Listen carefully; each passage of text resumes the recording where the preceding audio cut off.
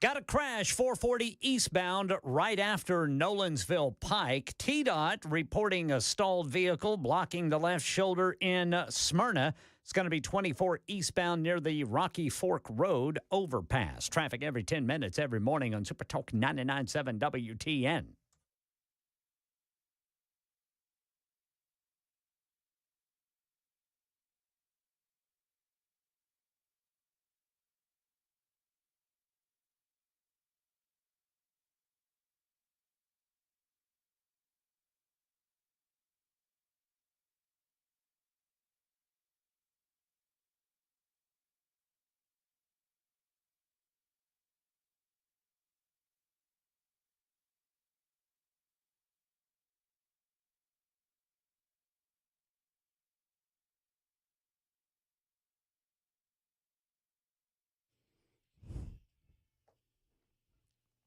Welcome to the Matt Murphy Show.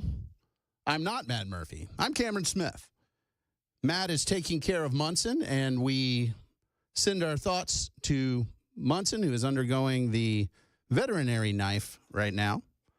And Matt and his lovely bride are taking care of their critters. So he will be back. I know every time there's somebody filling in, y'all automatically go to dark places. You should not. He's alive. Chris Webber is back. He's alive. Oh, yeah, I'm still kicking. Yeah, he's kicking. Yeah. Even Boomer Sooner back there with the news. How? Well, yeah, you heard that. That was very Howard Dean-esque, but excellent. I love that. I'm excited for the next 4 hours. We are going to have some fun. So to Jason over there, Ray, and all the other haters and losers, let's go. All right. So, as I start every show that I fill in for, I want you guys to know where I'm coming from, because I don't know if y'all have noticed this, but the fake news, those folks that pretended to be objective and tell us what to believe, think, and feel, they weren't, as it turns out. They had an agenda and perspective. I want you to know mine, because I think it's fair to you, and I respect you as listeners. My day job is at Thanks over in Franklin, where they help folks grow business with gratitude. I appreciate them letting me cut out a little early to fill in from time to time. It's a big deal. If you don't show your appreciation for the people you work with, maybe you should think about it. So I'll leave that there. I'm a partner in a media company. We make movies. Ballad of Davy Crockett. Go check it out anywhere you can see it. I am on the editorial board of the Tennessean, and I write a column over there. And they have been fantastic to me over there as a conservative, and I appreciate you guys reading, because it is so far gone very well. And I've made many folks on the left very frustrated that there is a conservative voice in Tennessee in the legacy news media, but it's a lot of fun. Great team over there. You can find me at DCameronSmith on Twitter and hashtag TN Politics. Folks, if we just use hashtag TN Politics on X, we can follow the same conversation. We got a lot of stuff. We got a special session. We got 59 million executive orders happening. We've got the Panama there's just, I was telling Chris Webber before the show, there's just a lot of news happening right now. It's very hard for anybody to keep up with it, but I'm going to do my best, and I want you guys to be a part of it. 615-737-9986. That's the Super Talk text line. You can call in. You can text in. I want to give you all an update on the Beast. I am the father of 5. And so some of y'all who are watching online, you can see my youth villages. I don't even know what this gigantic thing is, but it's some kind of thing to hold beverages. We are a foster family, and so we have 2 bonus sons and 3 bio boys, and I like to give everybody an update because you all ask every time I jump in. They're getting bigger. Wow, really? Yes. I didn't know that happened. It's shocking. Every time I go home, I want to know where the food went. I go to Costco and spend $7,000, and then I come home, and it's literally consumed between my car and the refrigerator. So that's not just at my house that happens. Okay, good to know. It is. I have 5 boys between the ages of 10 and 15 in my house. Wow. And the level of, we smoked an 18-pound brisket, and we ate the entire thing for dinner. Wow. I just want you to think about that. It was a lot of great. meat. Don't get me wrong. They did a great job. But, oh, my goodness, I don't know how you people do it. I don't know how those of you who have survived this phase of life, how you are normal for the rest of your life. I have so many questions. We're trying to deal with things right now. I set the boys down, and we had, whenever somebody sits you down and has a reasonable discussion, then it's a trap. And I set a trap for my boys on screen time. Because I said, hey, guys, you know, what do you think's a reasonable amount of times you should spend on a screen during a given day? And they said, well, you know, probably, I don't know, 2 hours, 2.5. They think they're picking a big number. I said, cool. Let's unlock our phones. Let's sit them on the table and let's look at the screen time. 5 hours, 6 hours, and north. And then we had a discussion about how long they're awake. And so we, versus blocking things and telling my boys, you can't have this access after this time period. The answer is, if you don't manage your average during the week to be, I give them an extra 30 minutes, 2.5 hours or less per day between your school use, personal use, whatever you need it for, you lose the phone the next week. So we're going to see if the Smith boys, affectionately called the Beast, have the capacity to self-regulate. I'm doubtful because electronics are a drug, but I'm hopeful that these guys can figure it out. 9009 said, I need to start a grocery GoFundMe. That is true. I want to thank Joe Biden for skyrocketing inflation. The apparently also bird flu. We're having to slaughter chickens en masse, and the price of eggs is not coming down. We do 2-3 dozen eggs a week. So again, send us your chickens, send us your eggs, various bovines, anything really. It'll help. So that's kind of the latest update. And the other thing, I want to know what you guys think about this, is I told my boys there are 3 kinds of people in the world: creators, functionaries, and consumers. That's it. You got your creators that make and build stuff. There's not a lot of those. You got your functionaries that do a job to get some free time to enjoy what they want to do. And then you got consumers who just consume and don't really do much at all. And I asked them to tell me, well, what kind of person do you want to be? 8843 said, how's your smoking game? And the answer is excellent. If you're going to spend the time to smoke, and I like to dehydrate things, make jerky, I need to tell you something wonderful. I discovered bacon jerky. Bacon jerky? Bacon jerky. So I normally make, I have some legendary jerky formulas like coffee brown sugar. Oh, that sounds good. It is wonderful. And I usually use like a cold brew coffee and brown sugar. It's great. I use flank steak. Awesome, right? But that's more like a different flavor on a traditional jerky. Bacon jerky is just thick cut bacon that I roll around in honey and put cracked black pepper on. Ooh. And it is so good. And I accidentally look, I'm not the first one to discover this. I just had basically half a pack of bacon left over, and I had the dehydrator out. And I'm like, let's give it a shot. See what happens, yeah. And it was better than anything that I put in that machine. Oof, that by sounds far. good. I've got it there at home. I think there's a better than not chance I get there and it's all gone because the boys know that it's done. And woo, Brian says he eats carnivore and he probably eats a dozen eggs a day. And whoo, I mean, yeah, I've got a guy, Walt, in my men's group. He's a carnivore. That's all he eats, meat all the time. I've 8843 asked me if I make my own bacon. No, but I've been thinking about taking that pork belly at Costco and giving it a go. But I have not yet, so I'll have to try it. Jason said bacon jerky's awesome. So you guys know where my head's at. It's where my stomach is. Mm. And I got to be honest, I've been working on my fitness and diet, and I've been eating a lot of salads. I had a salad for lunch, and even a good salad is just not great. Like, we just need to be honest about that. We're doing it because we want to be healthy, but not because anybody's happy about it. You know what a good steak consists of to me? It's got to have some steak in there. Yeah, just steak. Yeah. And I'm okay with that. Mhm. I don't need, I just feel like a bird when I eat things like salad. Like, I watch animals do this thing, and I'm like, we have grown as a species. We have higher level brain functions. You eat the green things, and we eat you. And that makes so much sense to me. But again, here I am eating salads. Lost weight, but I'm not happy anymore. So we've got to work through that. Okay. Let's talk about the Education Freedom Act. I am going to upset some of you deeply because Republicans are not aligned on the Education Freedom Act. There is we'll call it a schism.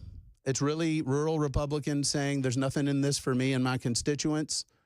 There's not any other educational options other than our public school, and therefore, I don't think I can support this measure.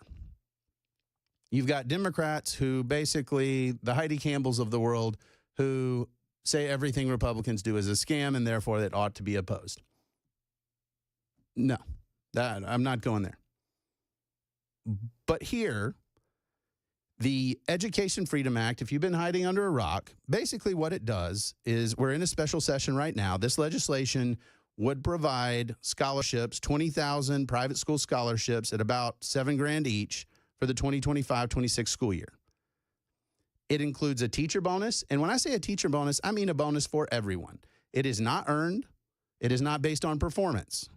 I don't like that because it's a bribe. You can call it whatever you want, greasing the skids. There's something in there for everyone. There's public school construction money in there. And there's what we'll call a hold harmless provision, meaning that if kids transfer out of public schools into private schools, the public school gets to keep the funding. So it's an additional expenditure. I don't like that. I think the funding should follow the kids. Frankly, I think all of it should. Because if we're that inefficient that a handful of kids departing will break the bank, then we're not doing a very good job budgeting in our public schools.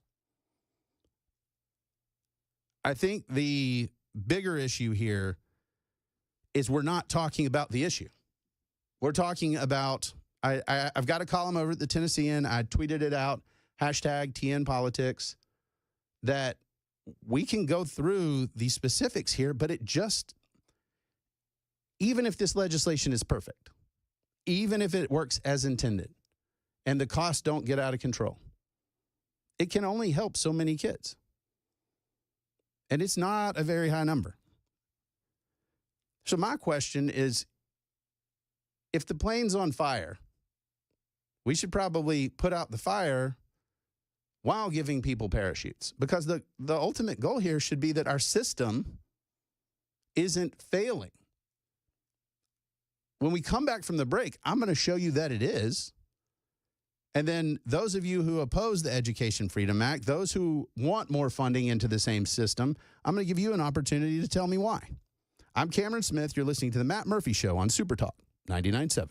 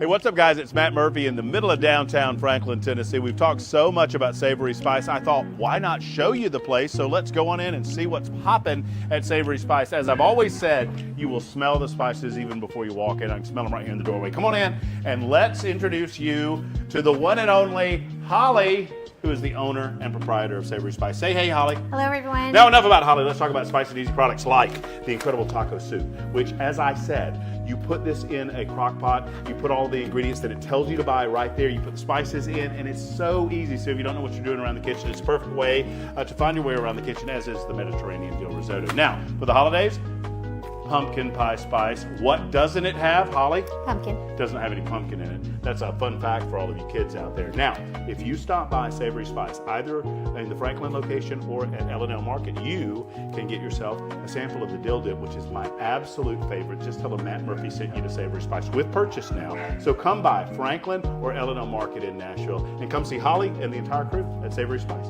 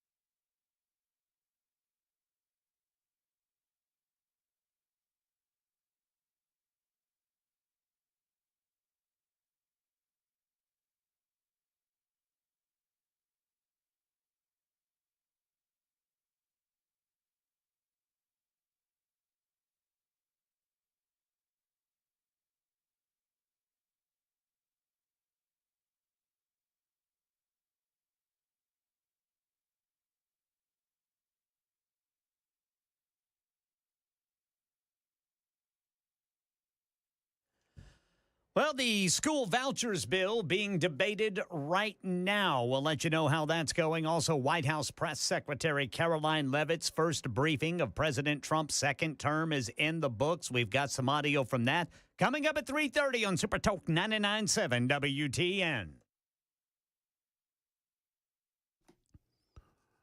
Welcome back to the Matt Murphy Show. I'm Cameron Smith. During the break, I'm trying to get to you guys on the Super Talk text line, 615-737-9986. I really appreciate you guys texting me and having the exchange, so I don't want you to think that I'm ignoring you while I'm looking at stuff on the air and trying to communicate with you. So thank you. So please do text in. A couple things that I wanted to raise. One of you guys had mentioned that I was saying that budgeting was the issue with public education in Tennessee. No, that's not what I'm saying. I'm saying that for the $11,000 roughly, give or take, we pay per student, we're not getting juice for the squeeze. And how do I know that? By our state's own admission. Again, hashtag TN Politics. Just go check it out. You can see what I tweeted out. It's the Tennessee Department of Education's performance metrics, okay? And so think about it this way. If you're in the job of running the Department of Education in Tennessee, you want good metrics, right? The odds are you're probably not going to put out really bad metrics unless you have to. So this is the best look that you've got. You're putting your best foot forward to show the job that you're doing. I'm going to give you a number. 39.6%. Anybody know what that number is? Come on, hit me up on the Super Dog text line. 39.6%. This is the state of Tennessee's overall state achievement rate. So this is calculated from all tested subject areas like ELA, math, science, social studies. This is the rate. I'll just read the definition.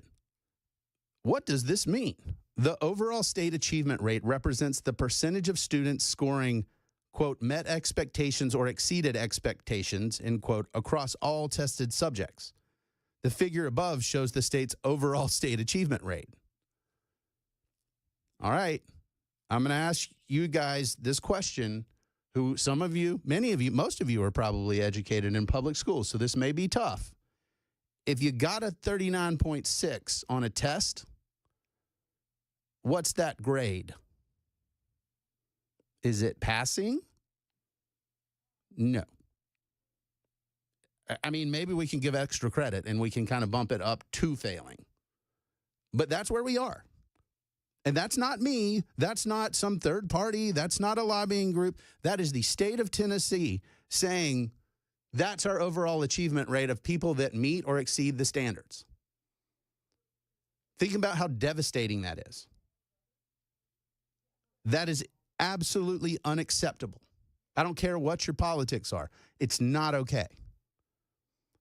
And so the Education Freedom Act will help some kids. Does anybody know how many? Well, we said, 20,000. That sounds like a big number, right? If 20,000 kids left public schools and went to private schools, it would swing the ratio about 2 percentage points. It's nothing. The overwhelming majority of students in Tennessee go to public schools. That's the truth. And those public schools are failing.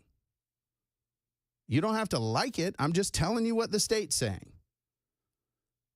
2531 said, that's a parent-teacher conference. You bet it is. And parents who are hearing the sound of my voice should say, hey, wait a minute. I thought I had pretty good schools. There's some schools that are okay, but some of the schools aren't as good as you think they are. Obviously, they can't be, because if this is our overarching achievement, or we have some really, really great schools that are few and far between, and a whole lot that are failure factories. Let me put a finer point on it for you. We'll get through as many of these as we can before we have to take a break. Black, Hispanic, Native American student achievement rate, 25.2%. Guys, 25.2%. Economically disadvantaged, 22.4%. English learners with transition issues, transitional 1 to 4, 19.3%. Students with disabilities, they don't even have it on the chart. It's 13.4%. When we break it down by race and ethnicity, check this out. There is only one ethnic group that has more than 50% meeting or exceeding standards, and it is Asian Tennesseans at 69.3%. What is that, a high D? Black or African American achievement rate, 22.9%. Hispanic, 28.5%. White, 47.7%. Okay, folks. So you tell me right now what we need to do about this, because what I'm hearing is the governor's plan, which is parachutes out of that burning plane for some kids. And then I hear a lot of other people saying no. But I don't hear the fix. Maybe you guys know it. You can tell me on the Super Talk text line. We got to take a break. I'm Cameron Smith. This is the Matt Murphy Show on Super Talk 99.7.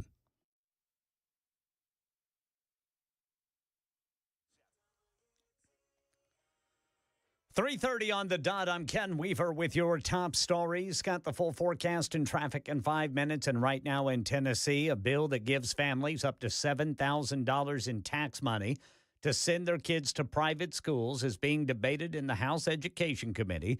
If the House Education Committee and Senate Education Committee can agree on something, they'll pass them out to prospective finance committees. Then they'll go to the full House and Senate, and possibly as soon as Thursday be debated on the full House and Senate floors. The special session rolls on with Channel 4's Courtney Allen covering the hearing on hurricane relief disaster. One mayor was so emotional during his testimony that he got up and walked out of the room. At least 3 of them were crying as they shared with lawmakers how Hurricane Helene wiped out their towns. Lawmakers estimate that more than 1,500 homes were damaged or destroyed. On top of that, entire high schools, hospitals, and factories also gone, leaving hundreds of people without jobs. The mayors say that it's taken a significant toll on the mental health of their communities. Now, that is a $450 million Hurricane Helene disaster relief package that lawmakers are debating. Over in the nation's capital, White House Press Secretary Caroline Leavitt explained why the president ordered a pause on federal funding. There was about to be 50 million taxpayer dollars that went out the door to fund condoms in Gaza. That is a preposterous waste of taxpayer money. So that's what this pause is focused on, being good stewards of tax dollars. That federal funding pause set to take effect at 4 o'clock Middle Tennessee time, but payments to individuals, according to the White House, like Social Security, Medicare, and food stamps, will not be affected. That's the latest news. Traffic and weather next. I'm Ken Weaver, WTN News.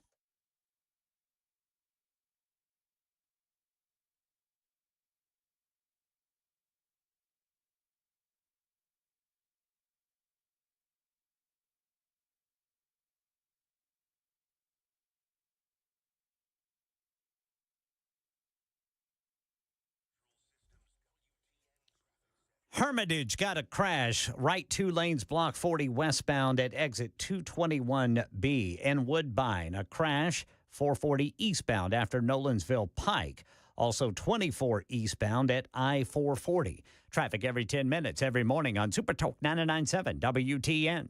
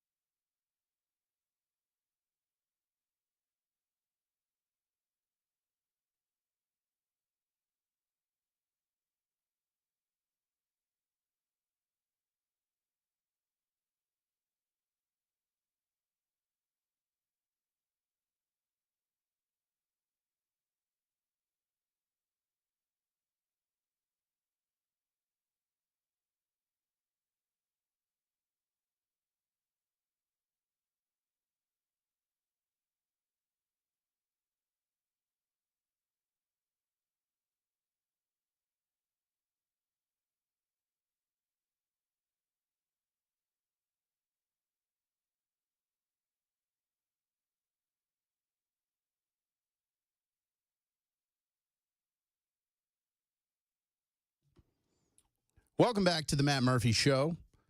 Matt is with his dog Munson, who had surgery, and he's taking care and as Munson convalesces and hopefully has a speedy recovery.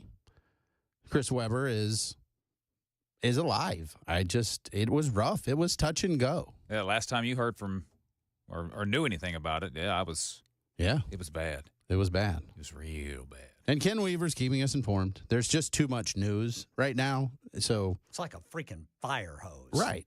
I mean, just pick your favorite executive order, and that's the news for the moment. And then there's another one 5 minutes later. Well, and then Trump will start taking questions, and it will turn into an hour-and-a-half press conference. You know, I'm glad to have a press conference every day as opposed to every quarter or a year. Yes. So that's neat. I like that. And for the first time that I can remember, watching the press get beaten to death is glorious.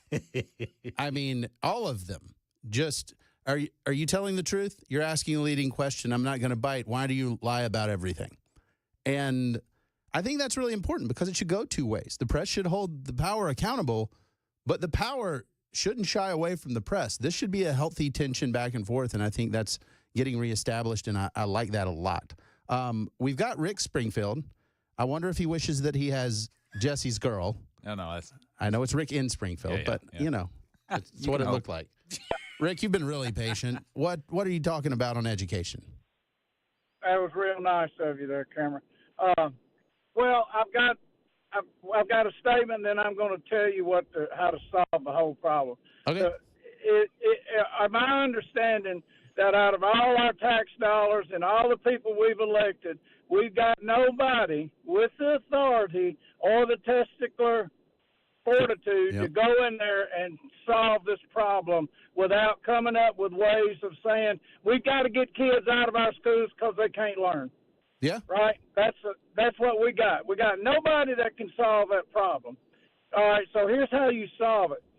You turn the whole system, let's say it's $1 billion spent on education in Tennessee a year.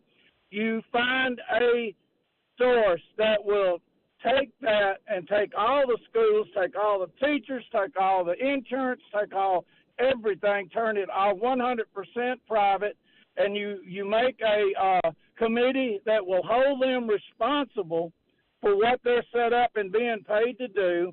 You open up schools like Tennessee Preparatorial School again, and you take the kids that will not learn, that will not go to school, you put them in Tennessee Preparatorial School, and that's where they stay till they can walk in a classroom and be up with all the other kids. And at least they're safe, they're off the street, they're not committing crimes, and they're forced to learn. And turn it all private and hold somebody responsible for what the kids learn. Well, I like it, Rick. I really appreciate the call. I think you're onto something there, and thank you. I'm not afraid to say it. In fact, you can check out my column on this topic where I do say it, that we need to talk about compulsory education. Whoa, now we're getting wild. Compulsory public education has been the law of the land since 1918. Mississippi was the last state in the union to make public education or make education, period, a legal requirement. Let's be honest about it. There's a lot of kids that are in school that don't want to be there. And we've decided as a society that we're better off when people have a baseline level of education. That's true. I wouldn't argue with that. I think that's really important. Rick's idea of privatizing everything, I understand the appeal. But the real thing that he said that's true is accountability. When the state's telling me 39.6% of kids are below standard, or no, I take that back. More than 60% are below standard. That's a problem. So 39.6%, that's the number that's actually at or above the standard. And that to me is truly shocking. And the problem is it's all the schools in different ways. And we need to have a serious discussion about what's causing some of this, and several of you have hit on it on the Super Talk text line, 615-737-9986. I've got your answer. Alternative Learning Center. There's one in Franklin. You can go check it out. It's a dress code. It's very strict. You do not get to mess around. The kids that go there because of discipline issues. I think we should have more of those. And if you decide you want to be disruptive in the classroom, I've seen it in Williamson County schools. I have firsthand knowledge of that in Nolensville High School that I love dearly. It is a fantastic high school with a lot of great teachers and great kids. Unfortunately, and I'll be specific about it, when you get into the honors and AP courses, those kids are pretty serious. They want to learn. They're pushing themselves higher standards. When you're in those gen ed classes that are those baseline classes, there's some kids that are there and they don't care at all. They want to sit on their phones and goof around. Now, they're not supposed to, but it's hard to make kids do anything these days. And so, unfortunately, this is a tough love scenario where we've got to quit tiptoeing around and say, hey, look, if you're a disruption in the classroom, if you're harming the learning environment, you're out. And we're going to send you to a place that's going to be an inconvenience for your parents and family because you have made those choices. There have to be consequences. And what's happened right now, let's be honest about it, is we've insulated kids from the consequences of their choices. And that is harming public education in Tennessee. And it ranges from general outburst and disruption in some schools to outright violence in others. And based on what I'm seeing, again, we're not allowed to say the truth because the truth paints a picture. The achievement rate for white students, 47.7% in the state of Tennessee. For black or African American students, 22.9%. And let's not kid ourselves. We see racial concentrations based along socioeconomic lines. Look at Metro Nashville Public Schools. You can look and you can see where things are going well and where they're not. And the truth is, the moment that you try to address this, and what I mean by address this is step in and fire everyone. Well, now you're a racist. Now you have jumped in and this is now a racial issue. To which I would say absolutely. And if you're okay with black kids learning less than white kids and being less successful than white kids, then we should continue what we're doing because that's what the system's producing. And that's the cold, hard truth. And I hate it that that's the reality. And yes, I know we cannot accommodate or we can't be a parent. The state shouldn't be a parent with the schools. If parents don't care, there's a lot of dynamics here. But right now, I can tell you because the state has told me, here's where the performance issues are. Here's what's going on. And we've got to be sober about it. Brad, in Ashland City, been patient. Brad, talk to me. Yeah, it's I feel like you're blaming the schools when the schools put it out there. It's the parents that aren't holding the children accountable. Sure. But shouldn't the school have tools to say, hey, you're disrupting the classroom. You're not here anymore? Oh, absolutely. But then that's just one more failure you're going to have. Yeah, and if we want to take that and again, move the accountability with the kid to that alternative learning center, then okay, I'm fine with that. But if you don't empower teachers in their own classrooms, you've got a big problem. Is that fair? I agree with that. So you and I are in agreement that it's the parents. Yeah. And, the problem, Brad, and I'd love your thoughts on this is, well, so if a parent doesn't care, which we know happens, what do we do about it?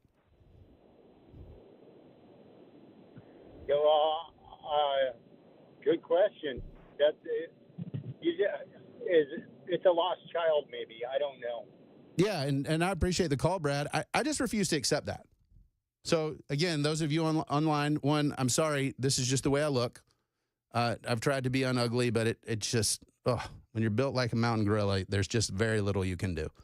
But y'all have seen my Youth Village's mug here. Every kid deserves a chance, a real one.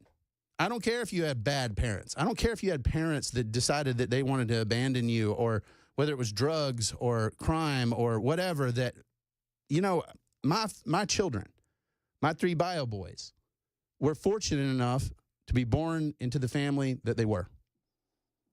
2 of my boys were not. And you know what? They deserve a chance as much as mine, because now they're all mine. And so I can't bear the thought that because of the station of somebody's birth, that they didn't have an opportunity, because that's un-American. We're the land of opportunity. It wasn't opportunity for the oligarchs and rich. Europe already had that. We didn't need to come across the Atlantic to do the same thing. We wanted to be different. And so I really do think every kid deserves a chance, and they shouldn't be limited by their zip code. And I understand that. I've seen this in every state, every place I've been.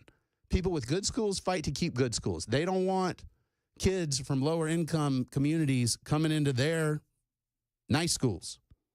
They don't want that, because they pay tax dollars for that. I actually reject that. You know what I think is really important for my sons? To be around people that are different than them.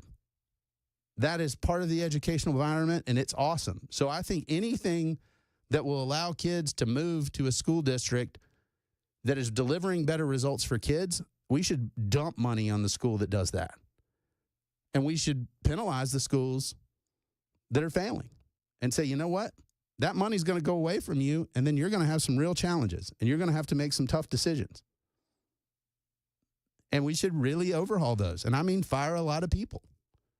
And that's just tough to hear, but it's also the truth. We've got to take a break, or Chris is going to beat me. This is the Matt Murphy Show. I'm Cameron Smith, and you're listening to Super Talk 99.7.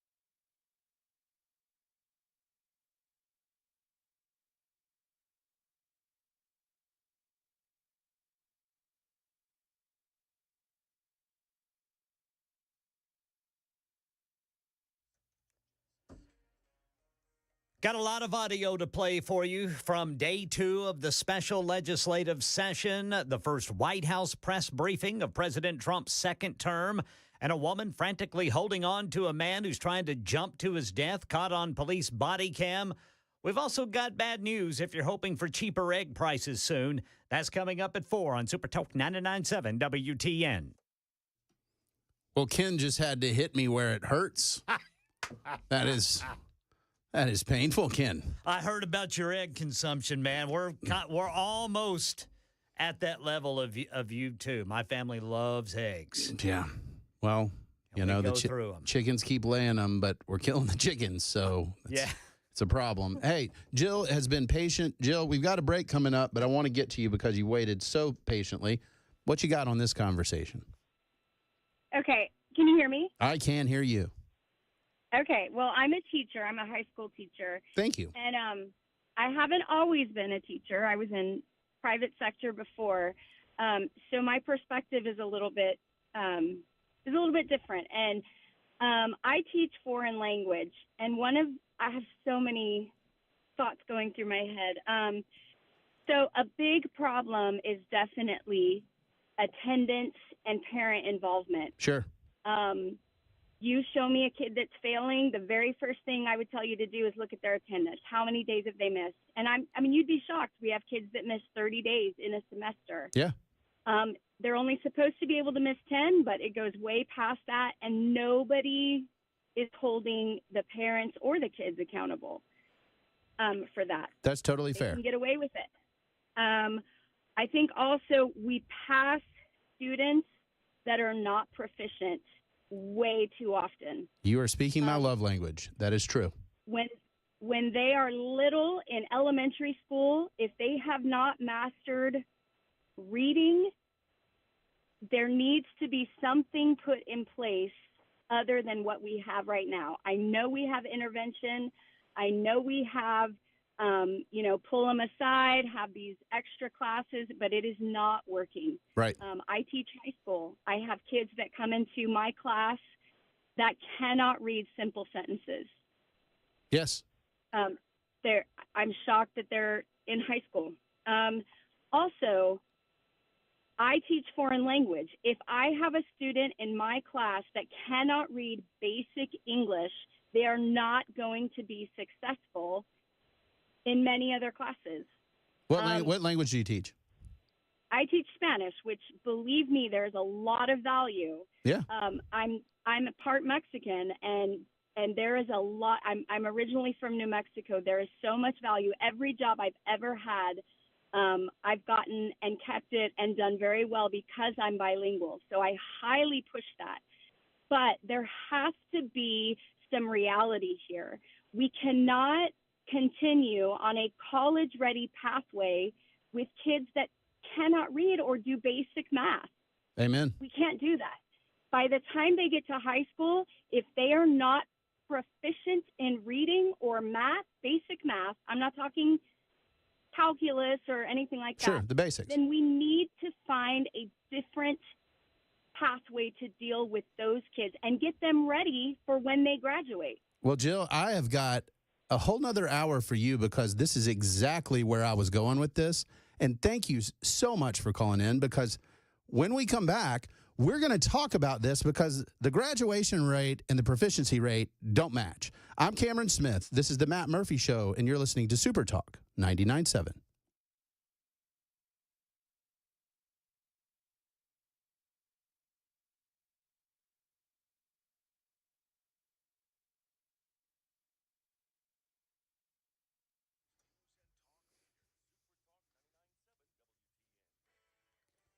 Four o'clock on the dot. I'm Ken Weaver with your top stories. Got the full forecast and traffic in 5 minutes. Right now in Tennessee, Channel 4 says the House Education Committee has passed the school voucher bill. If the Senate Education Committee can pass a version and both the House and Senate agree, that bill will then go to the full House and Senate floors for final votes as soon as Thursday. Meanwhile, lawmakers are debating disaster relief for counties impacted by Hurricane Helene as part of this special legislative session. Channel 4 says mayors from that area got emotional during a hearing today. How do you tell people? What are you going to do to help them? I'm sorry. And I've always wanted to be Unicoi County to be #1 in the state at something. We're #1 in unemployment rate. I never wanted to have that distinction. Bills totaling $450 million are being debated. $450 million for those Hurricane Helene victims. Bird flu getting blamed for the shortage of eggs on grocery store shelves. Ongoing, says Michelle Franzen. Egg prices may stay high for a while. One of the top egg producers in the U.S., Rose Acres Farms in Indiana, joined other poultry operations by confirming that one of its farms tested positive for bird flu. Now, the first White House press briefing of President Trump's second term is in the books. Press Secretary Caroline Leavitt explained who will not be affected by the federal funding pause that is set to go into effect right now. Social Security benefits, Medicare benefits, food stamps, welfare benefits, assistance that is going directly to individuals will not be impacted by this pause. Attorneys general from a handful of states say they're fighting back. This is New York Attorney General Letitia James. Not only does this administration's new policy put people at risk, but it is plainly unconstitutional. The president does not get to decide which laws to enforce and for whom. Right now in Kentucky, Louisville police credit a woman out for a run on the Clark Memorial Bridge on Sunday for helping prevent a man from jumping. Louisville police body cam captured the part where she and a police officer are frantically holding on to the man, and the officer has to ask the woman to help him call for assistance. Hey, no, it's okay, it's okay. Hey. I'm God. Please help me. Reach on my radio right here, press the button. Press the button right there. This right here, press the orange button. Press the orange button. Now, hold it down. Press the orange button and hold it down. Well, they worked together and kept the man from jumping, and he was taken to a hospital for treatment, and no one was injured. I need to clean something up that I started reporting at the top of the hour here. Lawmakers in the House Education Committee have passed a school vouchers bill. Now it will go to the Finance Committee. Same goes for the Senate Education Committee. If they pass that vouchers bill, it will go to Finance. Then after that, the bills could go to the full House and Senate floors by Thursday. That's the latest news. Traffic and weather next. I'm Ken Weaver, WTN News.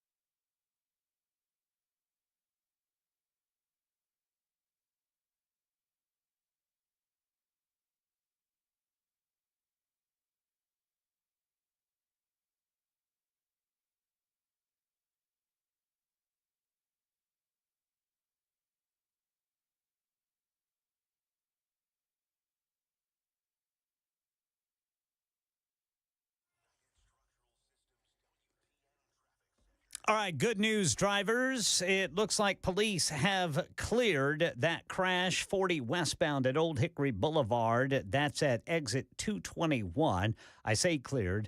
Looks like they have moved it off to the right shoulder. So now all lanes are open there, 40 westbound at exit 221. Police reporting a stalled vehicle blocking the left lane of 40 eastbound at Church Street. Traffic every 10 minutes every morning on Super Talk 99.7 WTN.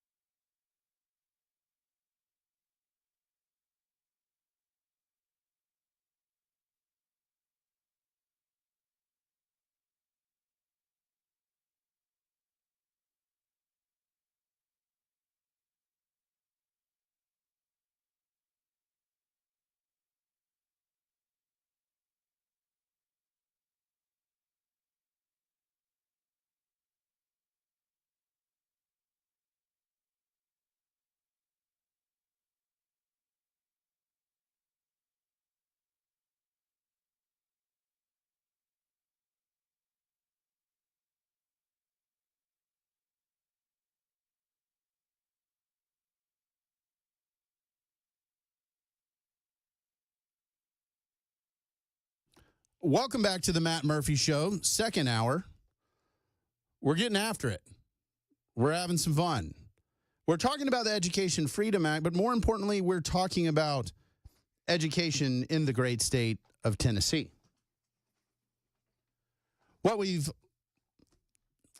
Jill hit on it. She said it, and I want to take a moment to explore what she said.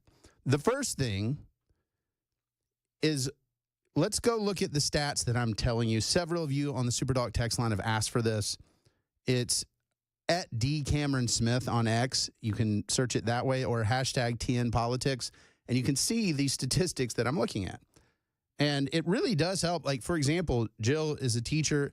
I would love to get her continued input. So follow me on X, join the conversation there, because I want to see what you guys are saying. I want to, as I'm writing about this and thinking about this, it's really important that we have, frankly, some tough conversations. And what Jill was pointing out to is, well, wait a minute. I'm seeing as a teacher, as a Spanish teacher, I'm seeing kids who can't read basic English sentences in high school. They're not equipped and they're not capable. Well, how do I know that Jill isn't just saying that, or it's just not anecdotal, or it's just not limited to the school where Jill is? Let me drop some knowledge on you guys. So we talked about 39.6%. That's the percentage of Tennessee students. And again, I'll read it because I do not want there to be any confusion about the statistic. The overall state achievement rate represents the percentage of students scoring met expectations or exceeded expectations across all tested subjects. The figure shows the state's overall state achievement rate. That is 39.6%.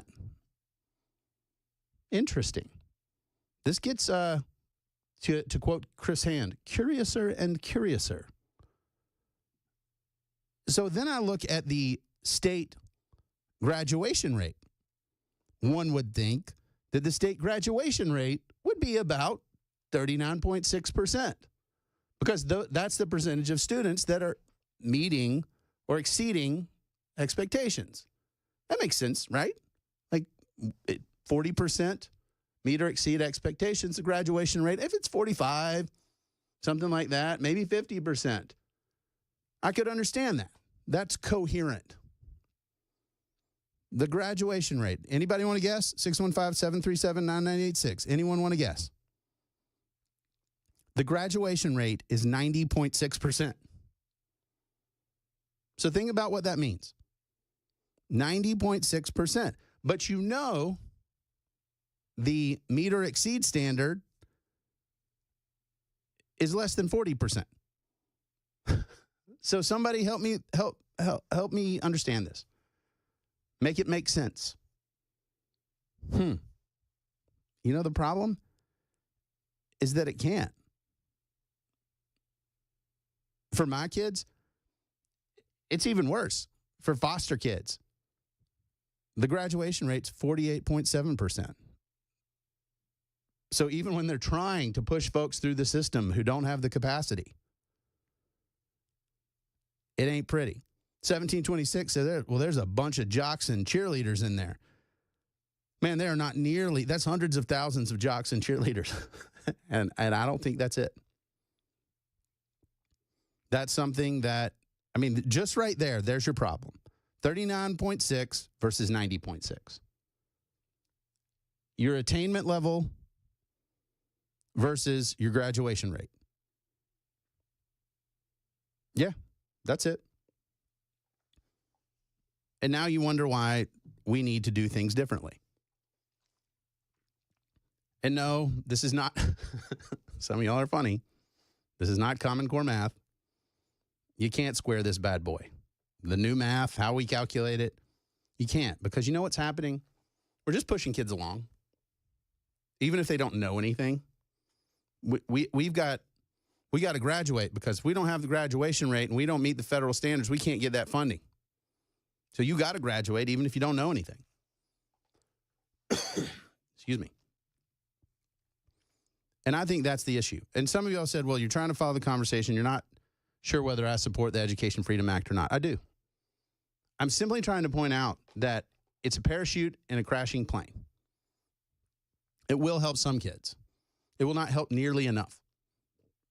And if your answer is, well, then we just need to do nothing and let the plane crash, then you're just wrong. It is something. It should be the start of the conversation, not the end of it. We act like this Education Freedom Act is such a big deal and that's going to either revolutionize public education or not. It won't. I can tell you that. I can do the math. I can show you the numbers.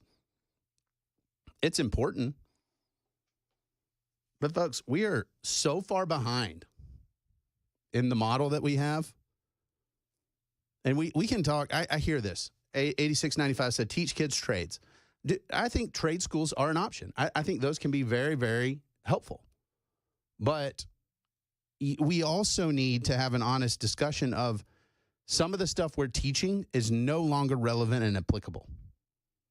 I know that's hard for people because people like reading, writing, and arithmetic. The basics are reading. If you can't read, you can't do basically anything else. If you can't read by fourth grade, you're in trouble, because that's the point at which we switch from learning to read to reading to learn. But technology is about to revolutionize all of this. Kids are going to have their own AIs that learn with them, that are looking at how do they learn? Where is their area of aptitude? How can we custom tailor education to each individual kid? The role of the teacher will change radically. And that's going to happen in the next decade. It's not a 2, 3, 4 year thing, but in the next decade, we're going to have that capacity to have every kid have a AI tutor. And I know that for some of y'all is maybe the worst thing imaginable, but it's coming. And parental engagement and accountability, I will always advocate for that, but I can tell you as a foster parent, some parents will just never care. I could tell you story after story of parents that didn't do the right thing. Now, thankfully, it's not the majority, but that's always going to be a thing. So I hear you, but it's not, I mean, some of y'all are saying, well, the federal government, that's about 10% of education funding. Now, some folks have said, well, we should say no to that. Okay. I'm not going to fight you on that. But it's really not the lion's share of public education funding. The real issue here is giving teachers control of their classrooms, the ability to knock out disruptions. Truthfully, we need to get rid of cell phones in the classroom. I mean, really, not like sort of say we are. I mean, put them in a pocket in the back of the door, and you may not have them, and you get kicked out of class if you whip out a phone that's not in a pocket. This is just the way it needs to be. Invest in alternative learning centers. And when kids are disruptive, I don't care who your mommy or daddy is. You're gone. You get to go to the ALC for a while until you learn to behave yourself in the classroom. This namby-pamby, every kid is a unique star who blah, blah, blah, blah, blah. No. We need to teach some basics. That's why it's something that's a public good. I don't love the idea of public goods as a conservative, but I can tell you right now, in the state of Tennessee and the United States, we've said our societies are better off with public education. It has to be meaningful, and we should not take opportunities away from kids who want to learn because we have kids who don't want to learn. That's what I care about. The Education Freedom Act is great. It might give some kids a chance, and if we can give some kids a chance, we should. I can't stand the argument that if we give some kids a chance, that's wrong because we either have to give all kids a chance or we can't do anything. Well, then we're just going to do nothing. So if that's your game plan, that it's a terrible one. Dan in Watertown has been quite patient. Dan, we're coming into a break, but I want to get to you. What you got, Dan? Yeah, I've got something for that maybe Tennessee needs to look into. Believe it or not, came out of the state of Illinois. Okay. When I lived there, because my father worked there after he got out of, retired from, he was full-time National Guard. It was called Lincoln's Challenge. And what it was for is kids that basically could not hack it in a regular high school. Military-style run, I think it was either 8 or 10 weeks, and they stayed right there in the dorms in Rantoul, Illinois, on Chanute Air Force Base, what used to be Chanute Air Force Base. And it was run by the military. It was basically run by the military, but there was no commitment. You didn't have to make a commitment. Sure. And they did literally, they learned, they did PT, they did, discipline and everything else. Yeah. And I don't know if it's still the same because this was years and years ago. I mean, we're talking back in the 80s. Yeah, I don't mind the idea of a military pipeline. I don't mind it at all. I think it actually makes a lot of sense.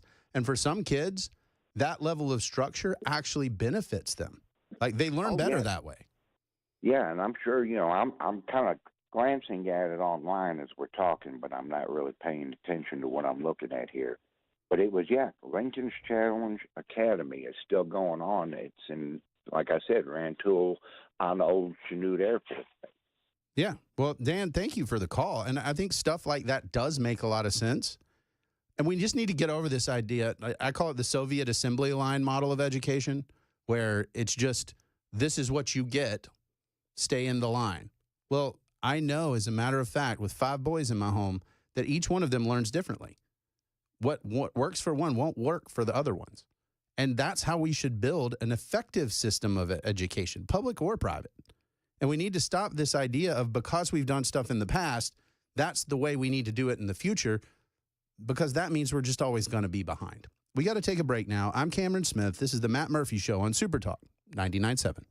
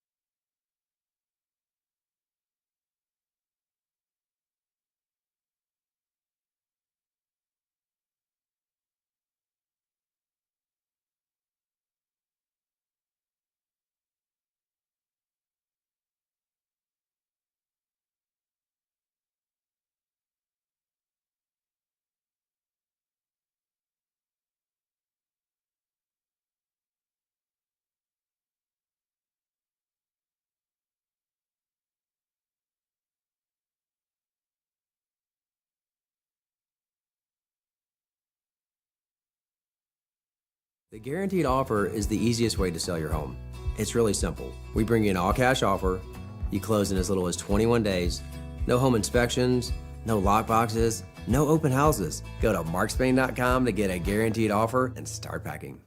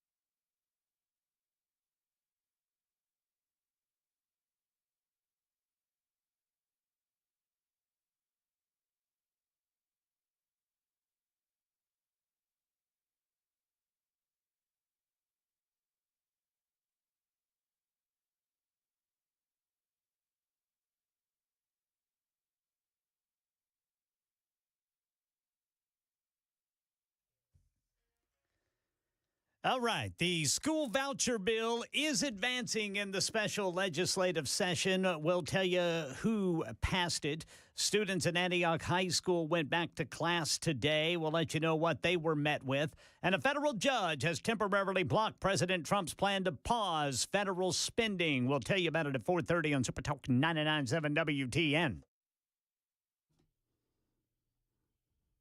Welcome back to the Matt Murphy Show.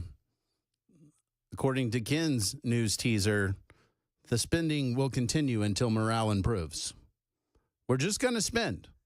We have to spend. If we stop spending, everything will end and countless children will die. And that's how the bureaucracy persists. Because absolutely nobody has the ability to stop it. It is forever inertia. We need to talk about that. We need to talk about the executive orders. We need to talk about the press conferences constantly happening that are glorious. But I want to give you guys an opportunity to talk. And so, let me see. Tom has been waiting forever to talk about federal regs in school. Tom, tell me what's on your mind. Well, it's sort of like the tail wagging the dog. The little money the feds put in there pretty much controls the way our children are taught. Otherwise, they lose the money. They lose the school lunch money. They lose all those fun little things that don't seem to do much good in the long run. Yeah, that's how it works. In the late 90s, there was a push from the school systems to get rid of industrial education, industrial arts education, and they insisted that every child go to college. Well, not all children are meant to go to college. That's true. But that's okay. I don't think that that's a bad thing. Tom, I appreciate the call. Everybody's built differently. It's totally okay. I have a son who's really interested in being a mechanic, and he would love to go to trade school as quickly as possible. I have another one who's saying, I think I might want to be a chef. Man, I don't know if y'all know this, but algebra is super useful in being a chef. Said no one ever. And we've got to get over this idea that education beyond a certain level is magical. It's not. I care about what you can do in the world, and I care about your ability to be a lifelong learner, your ability to continue to gain the knowledge that you need to be successful in the things that you want to pursue. A certain base level amount of education is critical, but that's where we're actually failing. That's the delta between our achievement levels and our graduation rates. We're saying it's more important that you graduate than you achieve. I think it should be the other way around. I think it's more important that you achieve than you graduate. I think this assembly line that says this is how you must come out on time, and if you don't, well, we're going to graduate you anyway. Have fun. Bye. That's a terrible model. It does not work. It has not worked. We've been acting like it works. You know why? because public education serves as both a daycare, community center. It's great entertainment on Friday nights in the South in the fall. It's a jobs program. Think of all the dollars that come into communities related to public education. It's a lot. People service those contracts. Don't think for a minute that people aren't making money off public education. They are, absolutely. And so it's not just about educating kids. And that's the problem. When it's not, I'm okay actually with it being about a lot of things, because I'll use Nolensville High School. Our community surrounds that school. It is a hub for our community. Kids' education has to come first. That's number one. All the other stuff is great, but you need to focus there. And we seem to have forgotten that. We've kind of combined all our priorities, and we just kind of don't know what we're doing anymore. I'm coming up against a break, but I want to give Sam an opportunity. Sam, what were you thinking? Hello, how are you? I'm great, Sam. What's going on? Great. I think we've forgotten a couple things. School age is age 6 to age 18. Mm-hmm. Governance age is age 20 to age 30. The bell-shaped curve is at 35, and anybody over 35 is irrelevant. If you go back a couple of centuries, we were being governed by people between age 20 and 30, and now they've just given up because it takes forever for them to make any contribution whatsoever. Yeah, totally agree. I think you're right on, Sam, and we need to stop having low expectations for our young people. That's absolutely true. It's something that we're doing. Where I see 1349 Bent Creek representing over there from my hood in Nolensville. We're holding it down here. But Sam's right. We have low expectations of young people. You want to kill a young kid, you do it with low expectations. You say, well, you can't do it. Well, you're just emotional. You're immature. You're these things. No, actually, with a little discipline and a little effort and some goals, that kid can do just about anything. And so that's a big deal. Jason said that since I'm filling in for Murphy, the clock doesn't actually matter. I think Paul might disagree, but Jason says the clock doesn't matter. Is this the same Jason that is always got something to say? Yeah, he's chock full of bad ideas. Okay, yeah, I mean that checks out. That's where we start. So sorry, Jason, we got to take a break. I'm Cameron Smith. This is the Matt Murphy Show on Super Talk 99.7.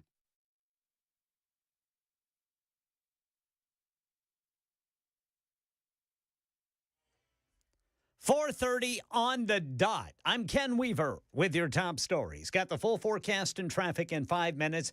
Right now in Tennessee, the school voucher bill is advancing in the special legislative session. At least the House version has passed the Education Committee, with 2 Republicans voting with Democrats to try to block it. Now it goes to the House Government Operations Committee. The Senate Education Committee still debating its version of the vouchers bill. President Trump has signed an executive order aimed at curtailing gender transition for everyone under the age of 19 by banning federal taxpayer-funded transitions. And a federal judge is temporarily blocking President Trump's pause on federal spending. And he's setting a hearing for further arguments on Monday in Washington, D.C. Back here in Nashville, students at Antioch High School went to class today, a little more than a week since the deadly shooting. Channel 4's Jordan James says a new weapons detection system by the company Evolve is in place and is similar to what you go through at Bridgestone Arena and Nissan Stadium. Overall, students are saying this is a step in the right direction, as this pilot program is now in place here at Antioch High School. So here's how it worked. Once students arrive at the high school, they then will set items such as binders, laptops out of their bag and then place it on a table. Then they will pass through the system, which scans them for any types of weapons. If the system goes off, students will then be screened using a wand. Evolve relies heavily on technology to assess threats. So Evolve was accused by the Federal Trade Commission last year of using deceptive marketing practices to misrepresent how accurate the system actually is. Metro Schools says it will be at Antioch High School the rest of the year, and if it works out, could be expanded to other schools in the district. That's the latest news. Traffic and weather next. I'm Ken Weaver, WTN News.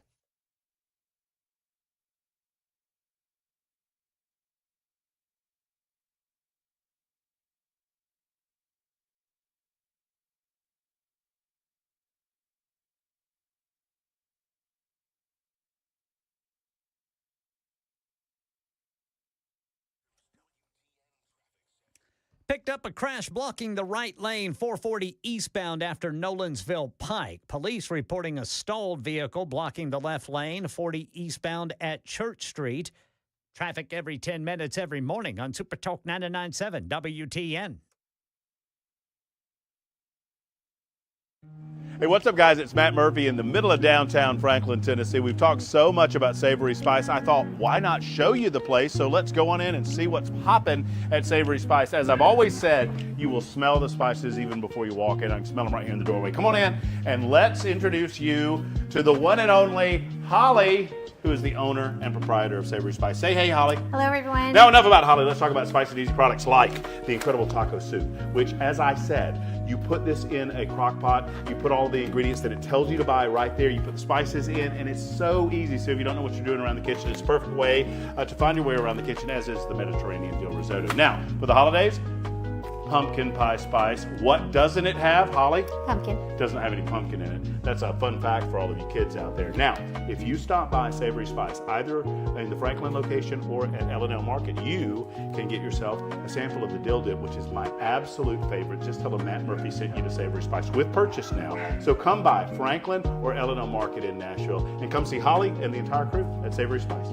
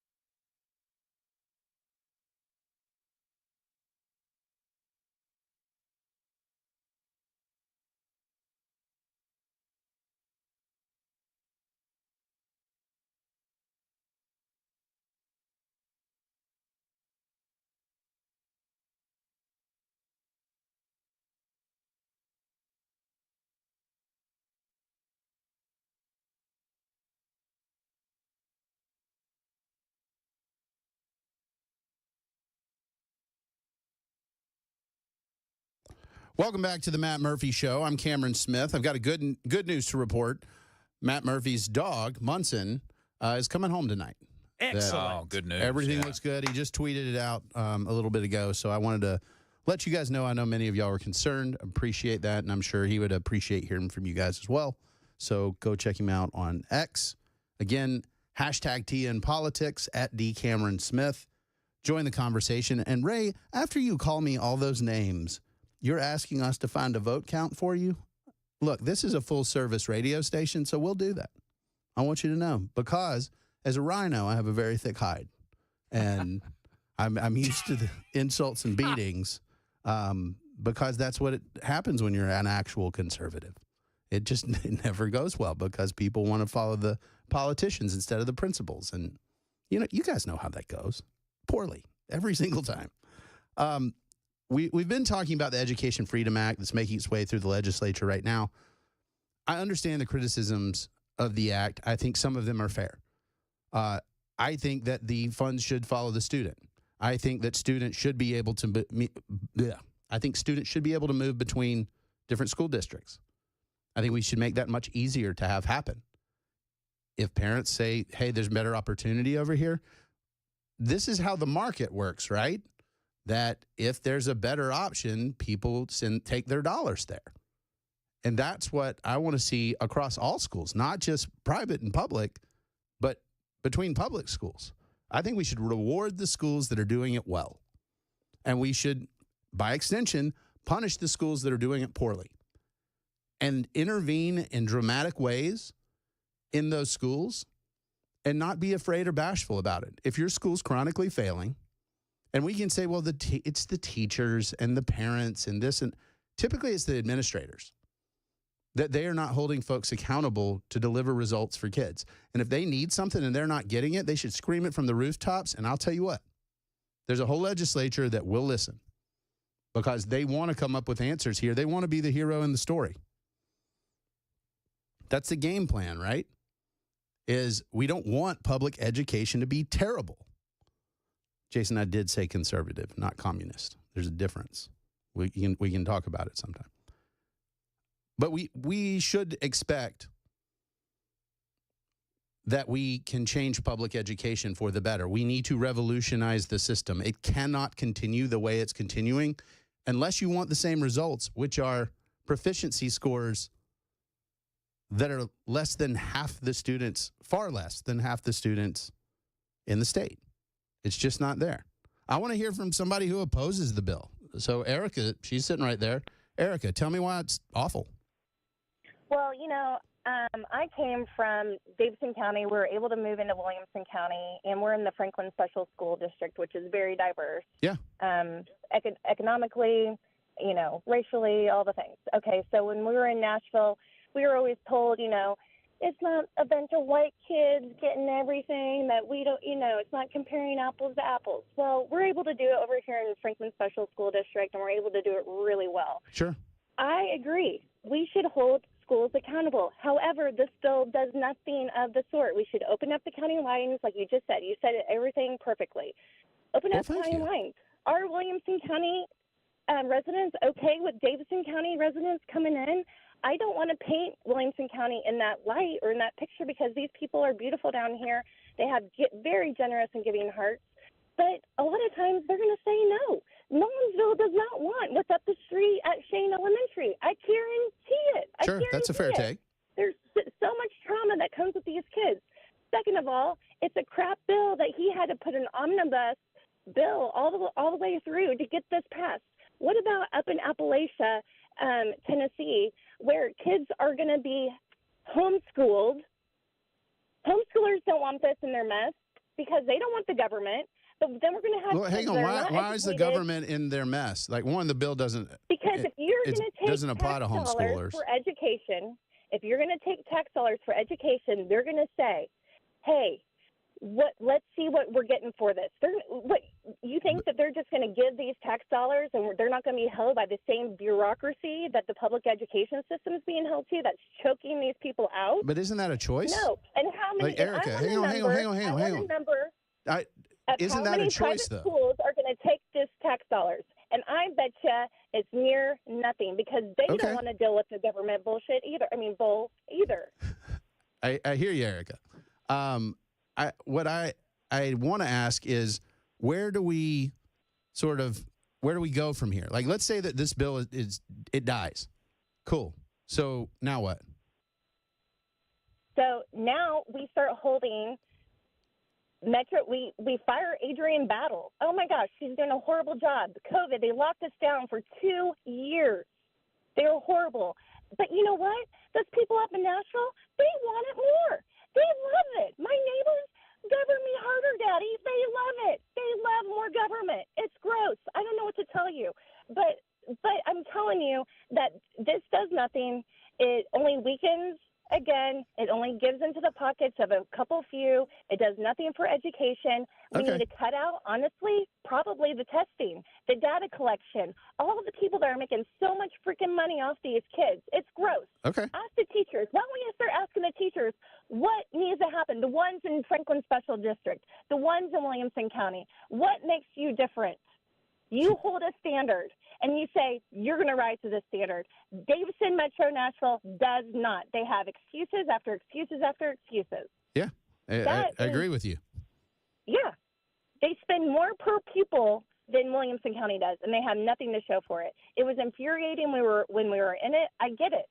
But he needs to open this up against county lines, but could you imagine the pushback? He would never get it passed. That's the thing about this. Erica, it's all smoke and mirrors. I want you to know that you are now a celebrity because the phrase "govern me harder, Daddy" is going viral on the Super Dog text line. So it's absolutely what they want. It's absolutely what they want. Well, it was crazy when I lived there. I had to get out of there. It made no sense. It was so messed up. We pay more in taxes, more for water, more for electricity. We had to pay for our trash. It was crazy. We lived in Antioch, okay? Sure. We were a single-family home, starting off, doing our best. And these people, they just loved it. And we got nothing for it. We had homeless camping out in the back of Kroger. I called my city council member, John Rutherford. He's like, well, what do you want me to do about it? These people love it. They keep voting for it. So I don't know what to tell you, but I don't know. The education is broken in Davidson, Memphis. It's all the things. Well, but I'm telling you, these private schools are not going to take this tax money. They're not going to be beholden to the testing companies. And it's a nothing burger. It's a nothing burger. And I'm going to tell you, I'm not going to say anything, but I know more about this bill behind closed doors, what's going on, because I do these people's hair, and I know who's in Governor Lee's ear, and it's only going to help a couple few. I'm telling you. Sure. Well, I appreciate the call, Erica. Erica's on fire. And I think it's important to, hit the other side of this. And frankly, that's my column points out that some of these things are absolutely correct. Also, Govern Me Harder, Daddy is amazing on so many levels. So thank you for that, Erica. But she's right about a lot of the realities here that legislators don't have the courage to take on Metro Nashville Public Schools. Schools in Memphis, and just say, hey, y'all have categorically failed, and we're not going to keep throwing good money after bad because we think that your kids can achieve at as high a rate as anybody else in the state. And if you don't actually believe that, if we think that, well, the socioeconomic factors are there and these kids, they just deserve less, then maybe you shouldn't be in public policy. Maybe you shouldn't be in politics because I've seen it. I put my family where my mouth is on this stuff. As a therapeutic foster family, we understand that, Williamson County is like Never Never Land on a lot of things. It's very, very different. But when you have kids that interact from different backgrounds, they learn a lot from each other. I think it's really important. It's something that we need to do, and we need to address it. My disagreement with Erica is that we don't really have anybody who's willing to do what we're talking about. I agree with her. We've got to take control here and say, this is unacceptable. You have failed repeatedly. We're going to take this over now. And we need to be not afraid of the consequences. We have to sit there and say, you have failed. We're going to fire all of you. And that's the end of the story. We're going to start over. And so these kids, we're going to have an interim principal, and we're going to start completely over. Hey, heck, if I'm Governor Lee, I'm thinking of SEAL Team 6. I am having an education SEAL Team 6 that goes in and does turnarounds. And we've tried this in sort of half measure before, but I'm talking about go in, clean house, start over. Chris is giving me the look. We need to take a break. I'm Cameron Smith. This is the Matt Murphy Show, and you're listening to Super Talk 99.7.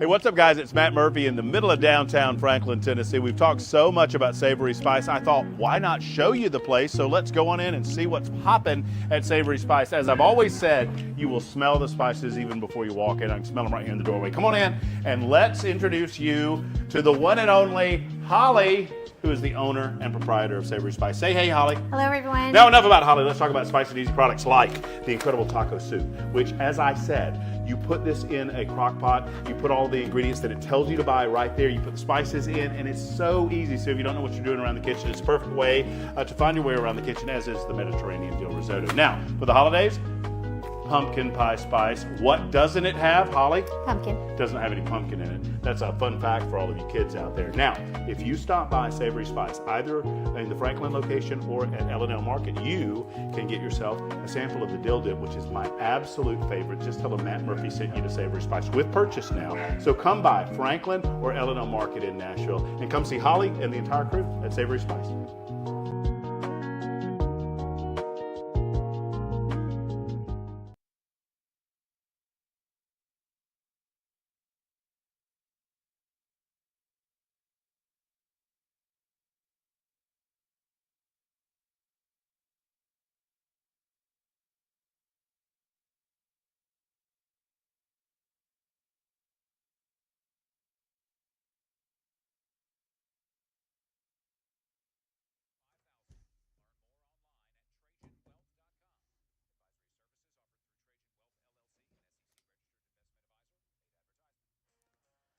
Well, the school vouchers bill is advancing. President Trump just signed an executive order blocking federal taxpayer-funded gender transition care. Trump's federal spending pause has been paused. And hear the new White House press secretary defend mass deportations. All this and more at 5 on Super Token 99.7 WTN.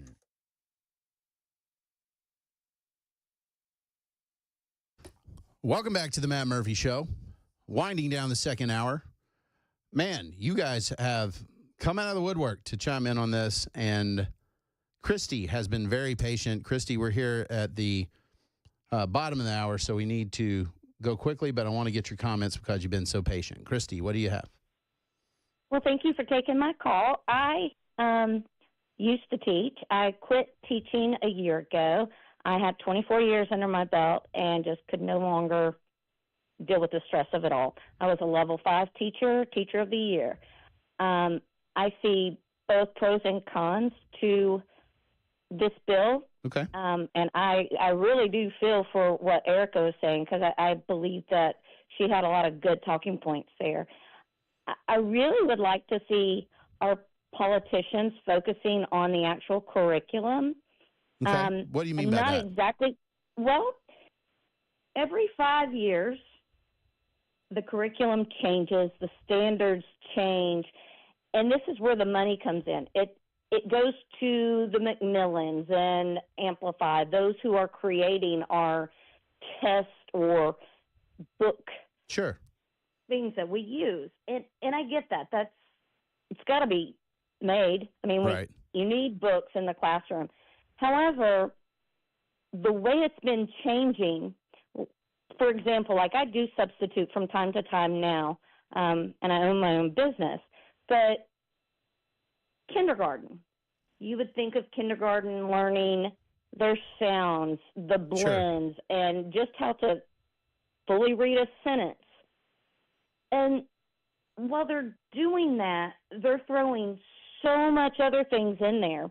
They're missing out social skills. They no longer learn to tie their shoes, count money, tell time with an analog clock. 4th grade, for example, they have to know how to write 4 different types of 5-paragraph essays. Now, can they do that? Some of them can and can do it very well. And you were talking about expectations earlier. I do believe that is so important to have those expectations. But you've got kids that both parents are in jail, and they have been from foster home to foster home. And, like, when I say moving, they're moving, like, weekly to a different place. They don't have anybody at home helping them. So it's kind of all over the place.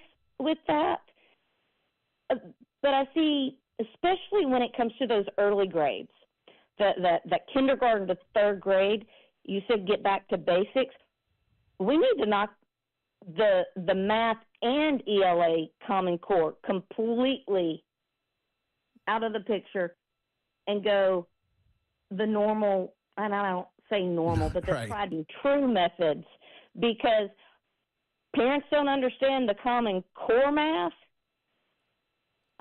Yeah, I hear that all the time, actually. I mean, that when and let parents me- are trying to help kids with their homework, they're like, I didn't learn it that way, so I can't help you with that. And let me explain that to you.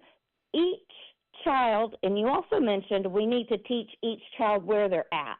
Sure. So with Common Core math, each child's learning it 3 different ways to add 2 plus 2.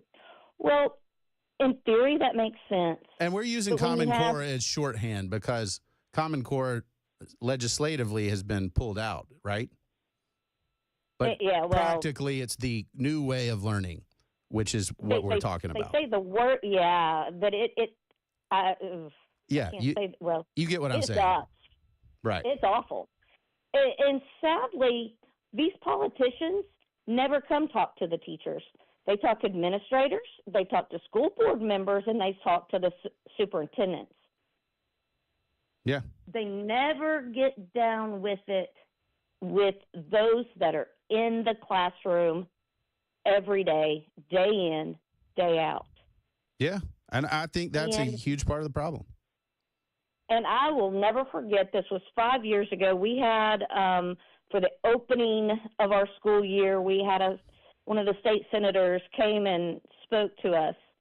I say state senators, that's not right. Just a Tennessee politician. And he kept going on and on about these test scores. Test scores do mean something, but it is a component. Well, I in everything appreciate it, else. Christy. We're about to have to take a break. I appreciate the call. Test scores are a component, but there's a lot more to the students. We've got 2 more hours to go, and we are going to have a lot of fun. We got a lot of topics to talk about. We've got Trump's executive orders. The media may have met its match in the White House. It's exciting stuff, y'all. Come on back. I'm Cameron Smith. This is the Matt Murphy Show on Super Talk 99.7.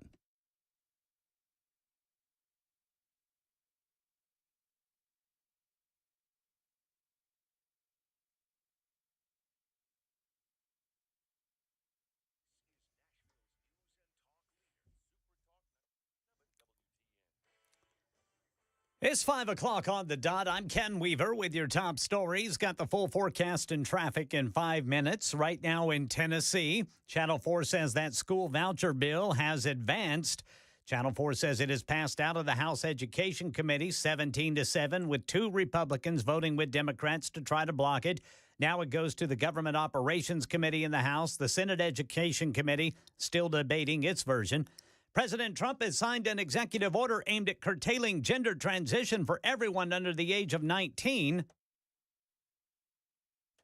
It does it by banning federal taxpayer-funded transitions. The order directs that federally run insurance programs, including TRICARE for military families and Medicaid, stop covering gender transition, and calls on the Department of Justice to vigorously pursue litigation and legislation to oppose the practice for anyone under 19 years of age. A federal judge temporarily blocking President Trump's pause on federal spending and setting a hearing for further arguments on Monday. Here's Devin Dwyer. This judge here in Washington saying that the administration needs to take a beat, and the judge, needs to take a little more time to look at exactly what's going on. But ultimately, this particular case that's caused the pause tonight is one involving procedure. No one here is alleging the president doesn't have the power to put a pause on these funds, but these groups and this judge are looking at whether, in fact, the president followed the rules in doing it. White House Press Secretary Caroline Leavitt vigorously defended that pause today. He's just trying to ensure that the tax money going out the door in this very bankrupt city actually aligns with the will and the priorities of the American people. And listen to how Leavitt handled a question about illegal immigration deportations from ABC's Chief White House Correspondent Mary Bruce. The 3,500 arrests ICE has made so far since President Trump came back into office. Can you just tell us the numbers? How many have a criminal record versus those who are just in the country illegally? All of them, because they illegally broke our nation's laws and therefore they are criminals as far as this administration goes. I know the last administration didn't see it that way, so it's a big culture shift in our nation to view someone who breaks our immigration laws as a criminal, but that's exactly what they are. Thousands of illegal immigrants have been arrested by Immigration and Customs Enforcement, mainly targeting those with criminal records since Trump took office. At least 1,000 people on Sunday alone. Daily deportation numbers are going to rise in coming weeks, according to Border Czar Tom Homan. That's the latest news. Traffic and weather next. I'm Ken Weaver, WTN News.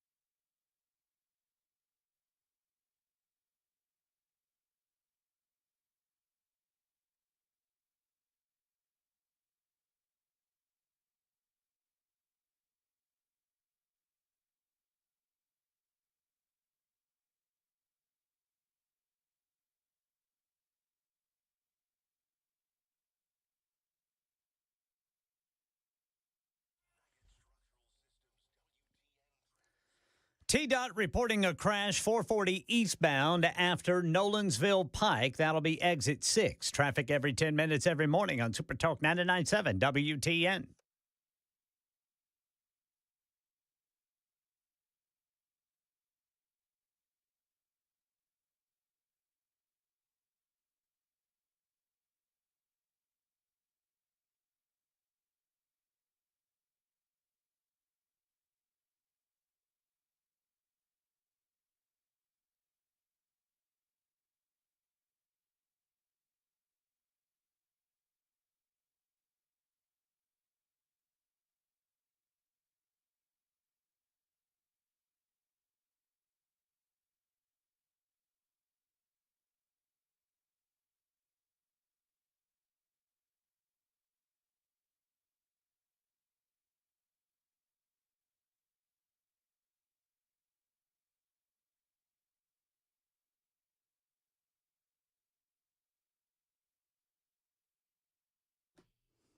Welcome to the third hour of the Matt Murphy Show.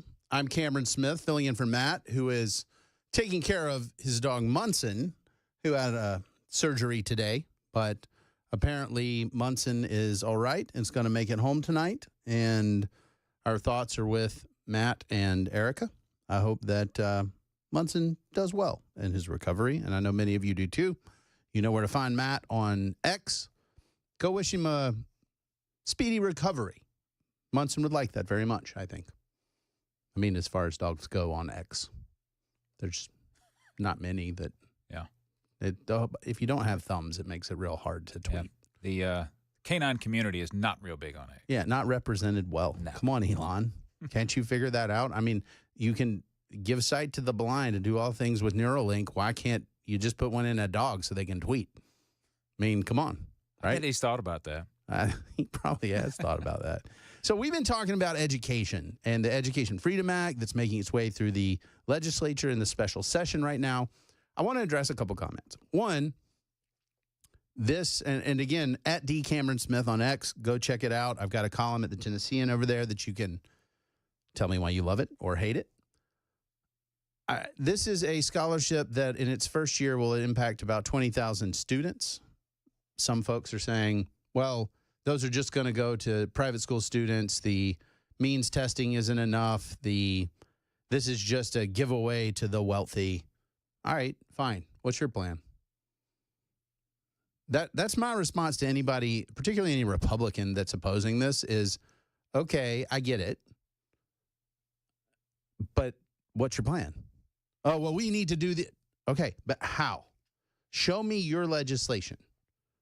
Show me the legislation that's going to address what we've been talking about today, and then let's talk about that, because I agree with you. I think this is a starting point. I think it's a parachute in a burning plane. That's literally the headline. But I think we have to recognize that if this is the big lift, if this is the thing that's supposed to fix public education in Tennessee, then we're in trouble. I'll just reiterate.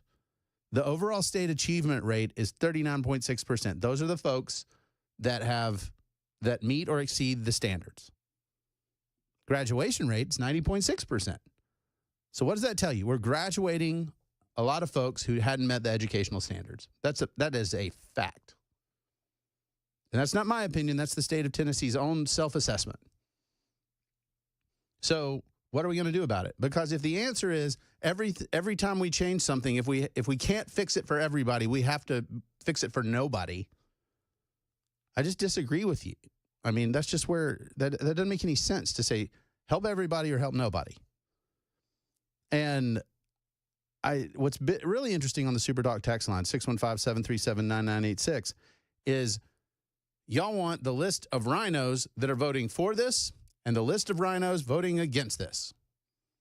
This is not really a rhino or not rhino thing. It's how do we best educate kids? Do we give kids that don't have a chance a chance or not? Well, this is lobbyists and special interest groups trying to attack public education. Okay, I hear you, but this would give some folks who don't have a chance, it would give them a chance. And if you don't have a better answer, then do you really care about the problem? This is where we stop for a lot of y'all. It needs to be where we start. It needs to be where we open it up and say, okay, look, this doesn't help enough students to really address the problem in public education. Let's evaluate it soup to nuts and say, here's what we're going to do. Instead of tinkering with the funding formula, school choice, a little bit here and there, let's overhaul it. Because we like the idea of an oldie but a goodie. And it's the idea of, well, the internal combustion engine's been great for a long time. So do we really need electric? Well, you know what was before that? Well, horses have been really great for a long time. Do we really need this thing this Ford guy's talking about? This is what happens is people say, well, what happened before is good enough for what's coming next. And it's not. It just isn't. 6670 said, parents teach your kids to read. Amen. Every kid in my house, still read to some of them out loud because they missed that. And 3809 says, too many Republicans are killing good in search of the perfect. I would argue they're killing good in search of nothing because there's no game plan. There's no, okay, I don't like this, but man, I really want this legislation that will deal with that. In fact, I've heard a lot of Republicans, they're not conservatives. I just call it out. Basically pointing out that it's a jobs program in their district. That's what public education is for. It's for the community. It's a hub of the community, and it's an influx of dollars, and it's a jobs program. That's insane. It may do those things, but it's to educate kids first, to give them a foundation from which they can be thriving members of our community economically, civically, and otherwise. And I think it's 4205. I'll confront this one. This is a fair critique. That horse and Ford and allergies flawed. The analogy, not allergies. Analogy's flawed because the engine outperformed the horse so greatly that we gravitated to the automobile as soon as we could. Well, guess what? What's coming is going to so far outperform what we have that's going to be the next iteration. The next thing that's coming is essentially generative AI as a custom tutor for each kid. A teacher with 20, 30 kids can't connect with each of them. An AI can. And you're saying, well, I don't trust the technology. It doesn't matter whether you trust it or not. It's here. It's coming. Inside the decade, you will have kids who are far more educated than the kids right now because technology will custom respond to them the way they learn, what they're interested in, and find ways that most people can't afford right now. Let's be honest. Only a select few in our state have the economic wherewithal to not only send their kids to whatever educational environment, but also to have tutors that teach them the way they learn. That is the optimal and has been the optimal setting for all time. You want kids to have a custom-tailored education environment that says, how do they learn best, and then teach them that way. It's very hard to do in a traditional public school model. Also, again, I told you I was going to upset you today. The amount of educational material that is available for free right now, I would argue that there is a resource that can teach any subject taught in high school right now more efficiently and at a lower price point than public education or private education for that model. The idea that your kid goes somewhere and sits there and learns stuff, whether they know it or not, whether they can test out of it or not, they just sit there, right? And it's, well, this is where we are because we have a standard pace for everybody. My 13-year-old, for example, I can just give him the material and he will go through it as fast as he possibly can. He should be able to test out of everything as quickly as he can to move to the actual challenges. Until we have a system that's based like that, it doesn't matter public or private, it's just a lagging system because he can learn about daily moving averages in the market right now from free resources. He can go to Investopedia and learn about it. And that's just the truth. And we turn a blind eye to that. We say there's no way that this internet stuff, this technology stuff is sufficient and can replace what we're doing. And the answer is it can. It is not a daycare and it can't do that. And let's be honest, there are a lot of folks that's what they really value school for, is they have careers, they have things they want to do. They need some time to do it. I understand that. I'm not arguing that point. I'm simply saying that there have to be better ways to do this that are vastly better than what we have now. And I don't think that's that controversial. It's just that people don't like it. I can demonstrate it and I can win that argument, but people don't like it. And I understand. Patty in Lynchburg, I've had some of that fine Lynchburg lemonade, Patty. What do you think about this education bill? I may have a little bit of a different twist on it in a couple of different ways. Okay. When my son was young, we lived down in Florida, and they tried to do that with us. And I worked my way up from, in a lower class kind of neighborhood and worked my way up into where it was a really, really good school district, and bought a house. And my property taxes were really super, super high to be in that neighborhood, so he could go to that school. And the county wanted to have school choice so that the lower income neighborhoods could come all the way out to our schools. Sure. And so everyone was really up in arms about that. And so it was like, so we actually fought that because we were paying really high property taxes. And it was like, we worked so hard to do that. And then all these kids that were living in, rentals and apartment complexes and stuff, they were all going to come out to our schools. And so it's like, who's going to compensate us for working so hard to be able to go to these schools and then these other kids were going to come and from the inner city come out into our schools and overcrowd this school because it was a new school. It was only a school out there. And, of course, everyone wanted to come. Sure. And so I'm thinking, so is that going to be kind of like here, where they're going to start moving kids from I'm sorry, I'm winded. I'm just unloading this vehicle. Hey, it happens. Yeah. So it's like, so for these, especially in places like, Davidson County where the property taxes have gotten so high. And so for the homeowners that have worked really, really hard and their property taxes have gone through the roof and they're going to start moving, kids can start, sure. The parents can start moving their kids from, where they rent or they're in the lower income places, out to these really good schools where parents have worked so hard to get them to that level. Who's going to help? Are they going to get a tax break, from their schools for this, what they're paying on their property taxes? I think that. Well, what if I just told you that you could take the allocation, the full allocation, and do whatever you wanted with it? Would that be fair?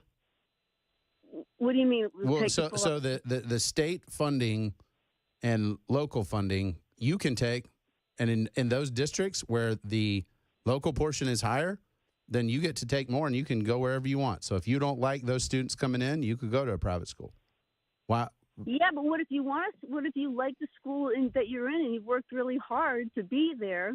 Sure. And you want your kid to go to that school, so you're stuck. I mean, you're paying those really high taxes for your kid to be there. So is there capacity at the school or is there no capacity? Because I agree with you. If there's no capacity at the school, it's full up, then you shouldn't have to take kids from out of district. But well, we know that most of these schools are overcrowded already anyway. Okay, well then we're not. I don't think we should talk about those because I would agree with you that like if there's no room, you shouldn't overcrowd a school. But let's just say hypothetically there is room, then what do you think? Who decides what is at full capacity? I think these teachers are so overwhelmed now, and I think that's one of the things is. One, we need to deal with. It's like the VA system, okay? Fix the problem at the source. Make these teachers give some of the. When we were in school, we had corporal punishment. We didn't have the problems that we have now in these schools. Give some of the power back to these teachers. Stop being so woke. Stop being so afraid of kids. You look at a kid wrong, and they're going to call the police on you. These kids have way too much power over the teachers. Give some of the power back to the teachers.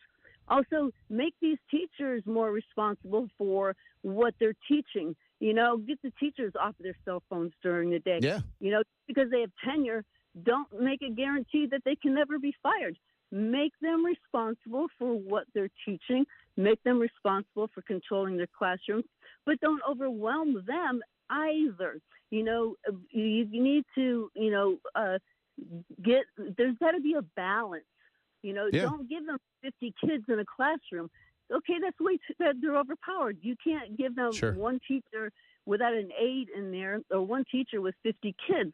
We've got to scale back somehow and give these teachers some sort of authority again, and that where they're not going to be afraid of all these daggone kids that are in there because these kids have gotten really, really bold. I mean, you can't deny that. These kids have become bold because they know that they can do whatever they want to do because everyone's become afraid of them. We got to stop being afraid of these kids and say, you know what? We are the adults. Right. You are the child, and you will listen. You will do your work. You'll put your cell phones away. You're not going to back talk. You're not going to be screaming and yelling in the classrooms, and just like on buses. These kids are unruly like crazy. My baby sister is a bus driver. She's all about 4'11", and she's probably one of the only school buses over in Giles County where they will not. And she's hey, Patty, I got to take a break. Is there anything you want to sort of a final word here? Well, I think we should not do school choice. I'm against it. And I am a conservative person. I'm very, very conservative. Okay. But I think we need to fix the source. We need to go back to the source and not stick these kids on school buses and ship them across town. Let them stay in their neighborhoods. They need to stay stay in their neighborhoods and not make them get up 2 hours before school just to go to shipped across town. Amen. You know, our communities need to stick together because that's where the bonding is. Well, I love it, Patty. Thank you for your call. We got to take a break. This is the Matt Murphy Show. I'm Cameron Smith, and you're listening to Super Talk 99.7.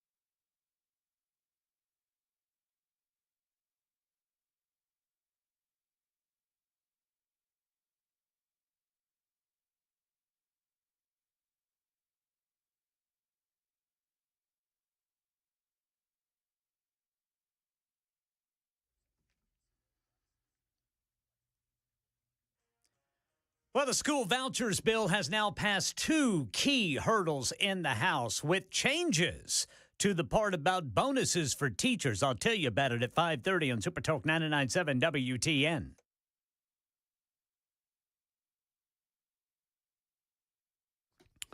Welcome back to the Matt Murphy Show. I'm Cameron Smith. And guys, the education conversation has been all-consuming on the show today. You guys are, I can't even keep up with the rate at which you guys are chiming in here on the Super Talk sex line. No, it's not that, actually. It's the Super Talk text line. Sorry. You know, Erica's comment that I've repeated to several of y'all, it's just one of those things. Don't look at any images that come in over the next hour since you said that. That's great. Yep. Thank you for keeping the images to yourself. I very much appreciate that.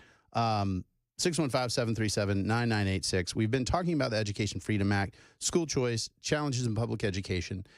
Y'all have repeatedly brought up the parental issue. I 100% agree with you.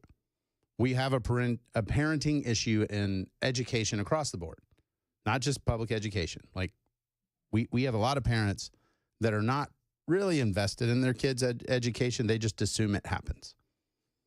They go and kids come back. How was your day? Good. Cool. They don't go sit in this classroom, try to see who's the teacher, how are they learning. They're not showing up to stuff.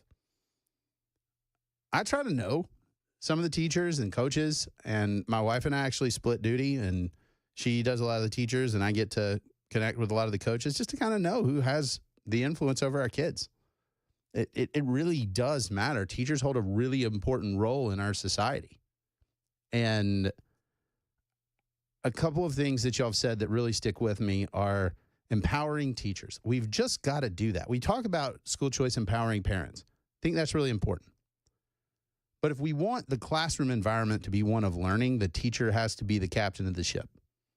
That if you are disrupting that environment, you're out.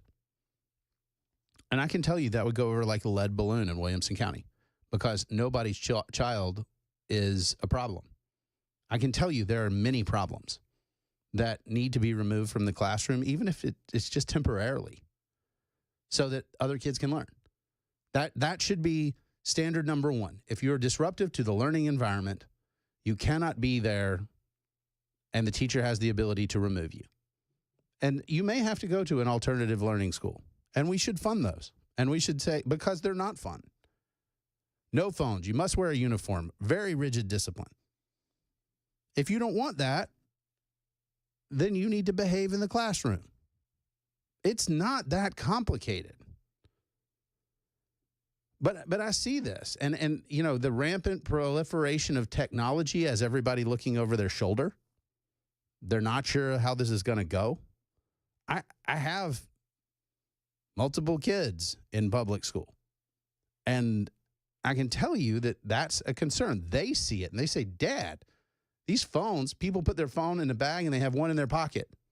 They put a decoy on the back of the door so they can still goof around in the class.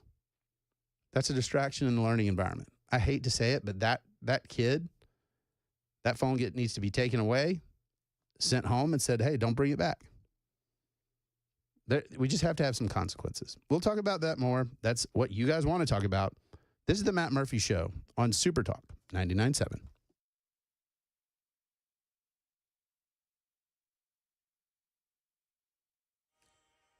.30 on the dot. I'm Ken Weaver with your top stories. Got the full forecast and traffic in 5 minutes. And right now in Tennessee, the school vouchers bill has cleared 2 committees in the House, Education and Government Operations. Now it goes to the House Finance Committee, where it is expected to pass quickly, setting up a full floor vote as soon as tomorrow in the House. Channel 4's Stacey Cameron says the bill has been amended. In one last power flex move by lawmakers, there was an amendment added to the bill. We had talked earlier how there's a $2,000 one-time bonus for every public school teacher in the state.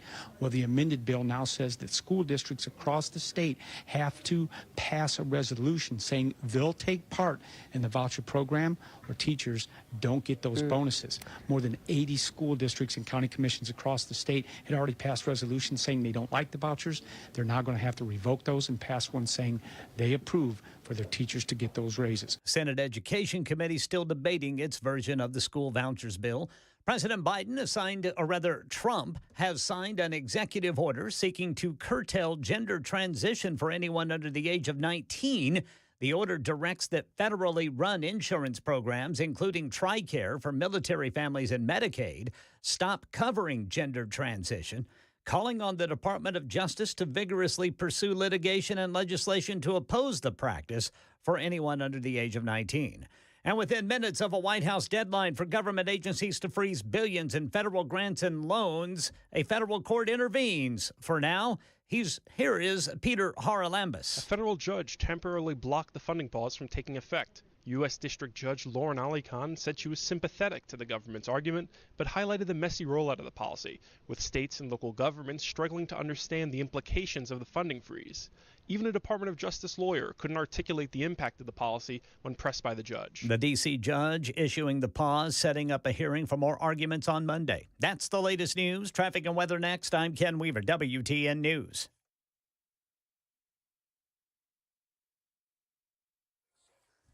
Looks like a crash reported by police, 24 westbound at Old Hickory Boulevard in Laverne. Traffic every 10 minutes every morning on Super Talk 99.7 WTN.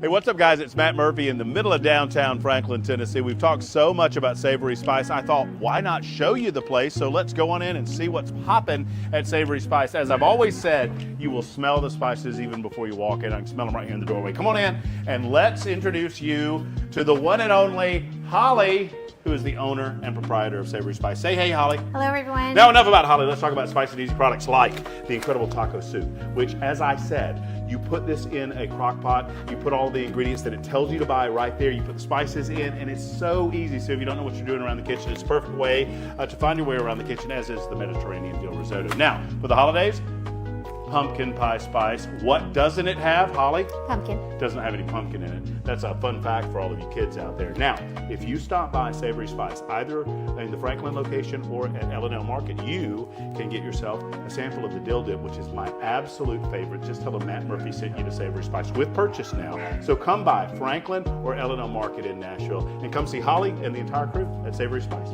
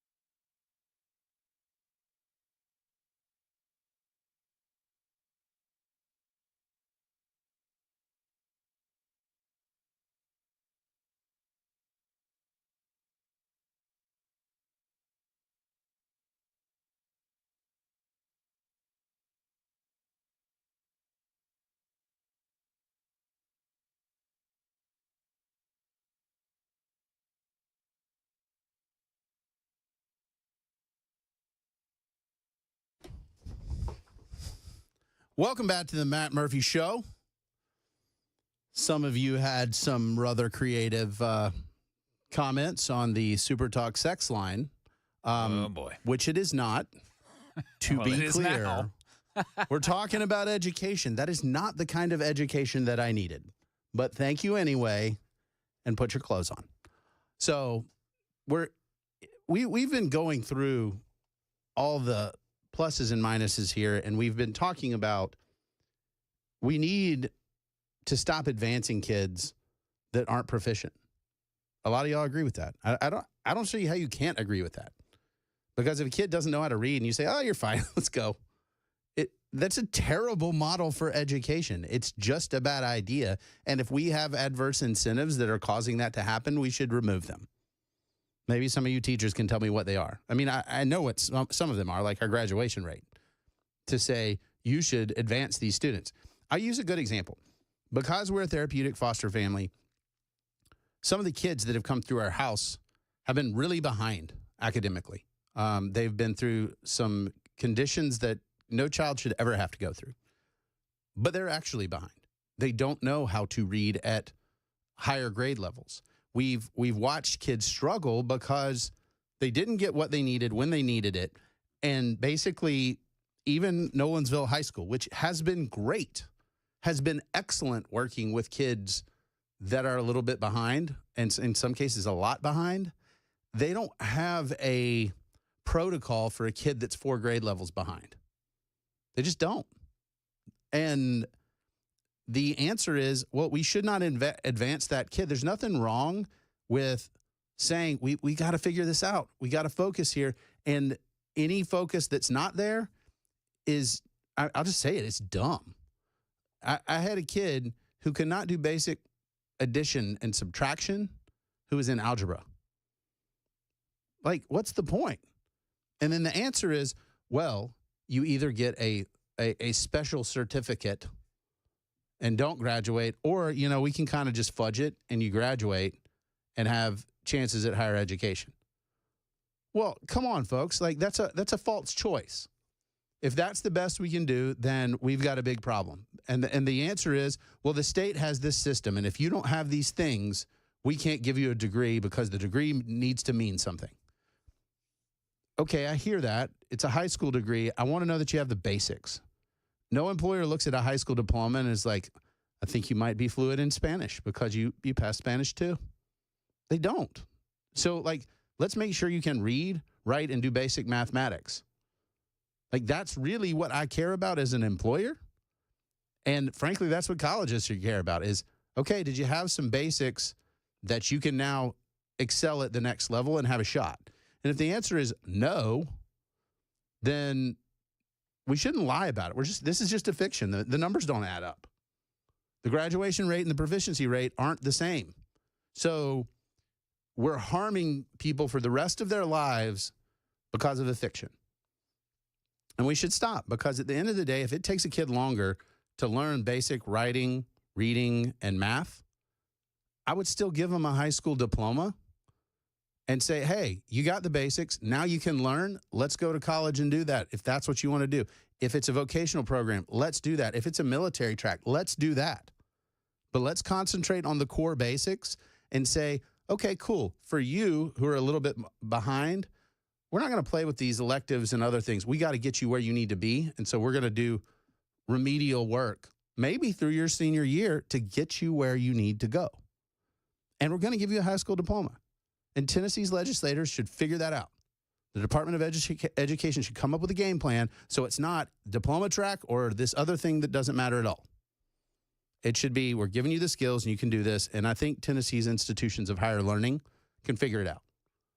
So we can say no to Governor Lee's plan here, but we still have to reckon with reality. And I have yet to see any legislator, or the governor for that matter, saying, here's how we tackle the next step. It's, man, we're struggling just to get this parachute done. We're struggling just to get this piece of legislation through. Okay, well, that means the political will to tackle this is absent. So even those of you who oppose this and say we need to do so much more, great. You need to call your legislator and say, can you introduce that bill that is so much more? Can we do that? Because I'll be there to back you on that one too. But until then, parachute makes a lot of sense to me. Marie in Nashville has some thoughts on the Education Freedom Act. Marie, what do you have? Cameron, I love your show. But, this goes really, really deeper than this. And Okay. I don't hear a lot of people talking about this. And I'm not even going to mention this nonprofit that I'm starting because I don't want to mention it because that's not what I'm calling about. But if I could talk to Governor Lee, this is what exactly I would say. Well, tell him. These kids are so depressed. When you have poverty everywhere I go, these children, even before they even can think about going to the classroom, half of these kids come home, there's no electricity on, there's no water on, the parents have lost hope, they're negative. We have depression in the projects, all the poor areas. There's thousands and thousands that none of us even talk about. Why doesn't our governor and legislative people put money into a lifestyle for these children? Not Lifestyle a project funding? home in a dump and giving them food stamps and saying, this is as good as it gets and this is as much as you deserve. So what would you propose? What do we need to do? I would propose putting money, more people raising money, doing fundraisers, making the playgrounds nice, making even if they live in a dump, fixing up their homes. Let these children have a mattress. I go to home after home. They don't even have a mattress to sleep on. Yep. Governor Lee, wake up, put money into these communities because we're all talking about education. Let's talk about a child that's sleeping on a floor with no running water, and you want them to go to the classroom and have hope and learn. They're dead tired. They haven't even been able to sleep but anything on the floor. And I am working on a fundraiser and a nonprofit right now that is going to be spectacular. And all I send it to me on social media at D. Cameron Smith. I am. Send it to me there. I am, because these kids don't even know what it's like to have a pillow at night.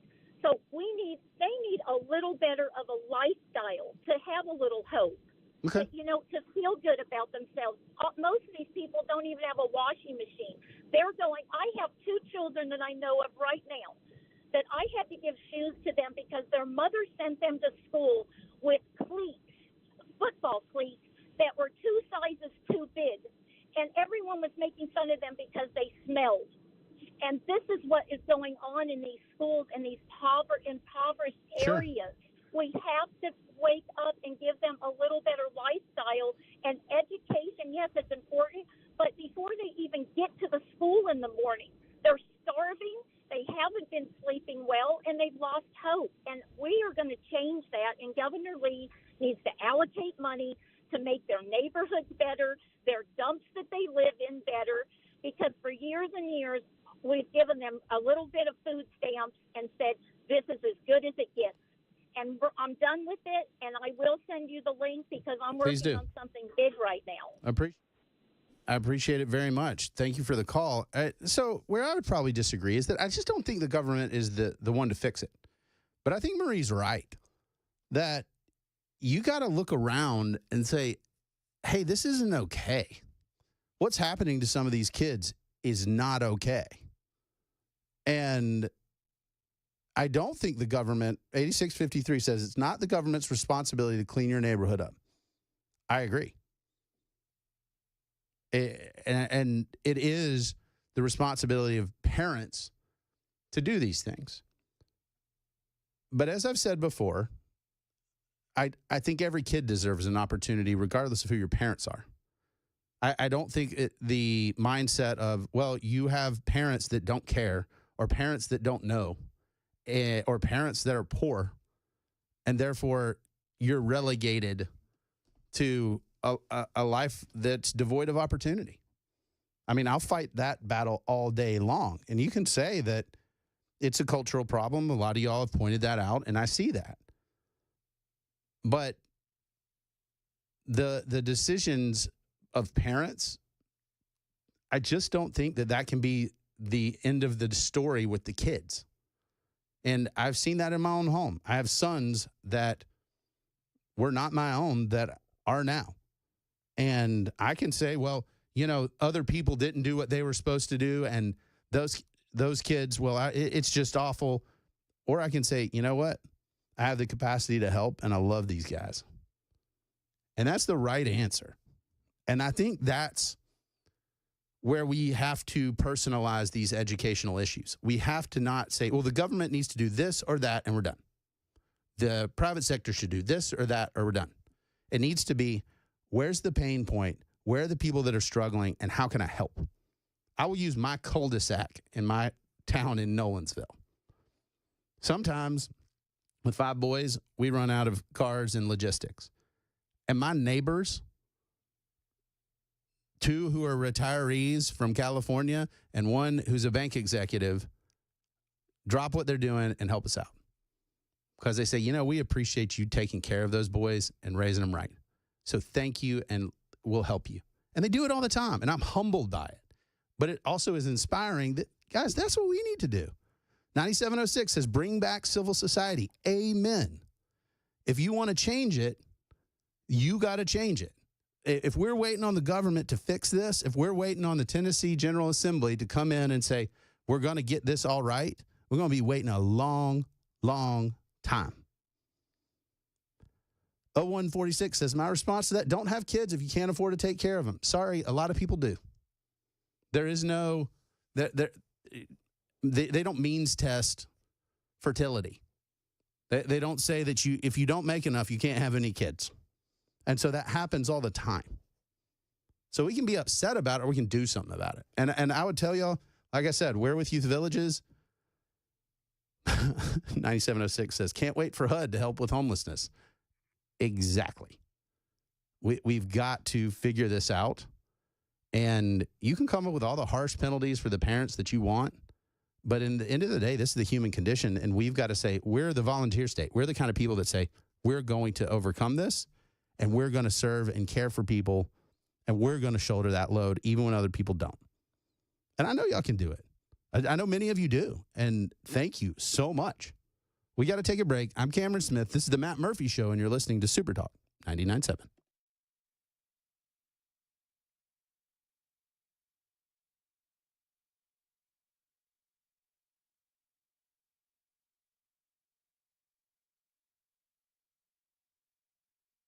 The guaranteed offer is the easiest way to sell your home. It's really simple. We bring you an all-cash offer. You close in as little as 21 days. No home inspections, no lock boxes, no open houses. Go to markspain.com to get a guaranteed offer and start packing.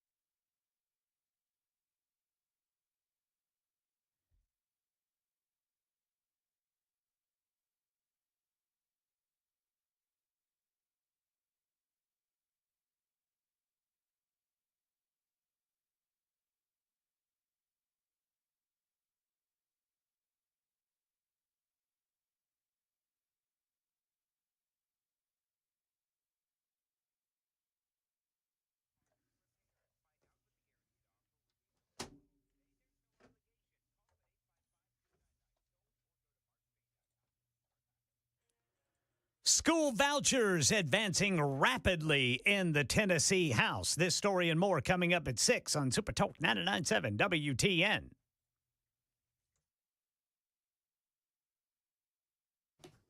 Welcome back. Time flies when you're having fun. I really appreciate how many of y'all have engaged this topic. I understand that we got a lot going on. There's a lot at the federal level around the nation. I'm going to spend the last hour focusing on that because Trump's executive orders are all over the place, and some of them are good. Some of them are spaghetti at the wall. Some of them are now frozen. We got all kinds of stuff to talk about there, but you guys have really engaged the education topic thoroughly. And I think the consensus here is, hey, there's arguments made for and against the Education Freedom Act. I don't think somebody opposing it is necessarily saying that they're okay with the status quo in education. I'm just saying, let's push legislators to offer alternatives. Let's have something on the board to discuss rather than Education Freedom Act or not. And the fact that legislators have known this was coming. This is not new. This is not something that's been hidden. It is very, very much open, and this is what was coming for legislators to now say, oh, well, no. Well, you could propose amendments. You can put out other ideas. There's a lot of things that we could discuss or say, no, but in the regular session, I'd like to do this. I think sometimes the no and is really important. And so I get it. I'm supportive of it. I'm supportive of it because I think it gives some kids a chance they don't have now. And I haven't seen another option to address the macro system of public education. And until we do that, this has to be a first step. It can't be the last step. 1063 said, not just pass crap. Sure, I don't think it's crap. I think it needs some work. I think the funding should follow the kid. I don't think you should buy off teachers without any sort of review. I think we should be honest about it and say, hey, some of these kids do need a chance. If you say you want to create new means testing for it, okay, let's have that discussion. But I don't think it's crap. I think there's a lot of thought that did go into this, and I think it deserves a serious consideration. We've got one more hour left and a lot of executive orders to go through, and the possibility of an 8-month vacation for federal employees because of Trump? Wait a minute. This is the Matt Murphy Show, and you're listening to Super Talk 99.7.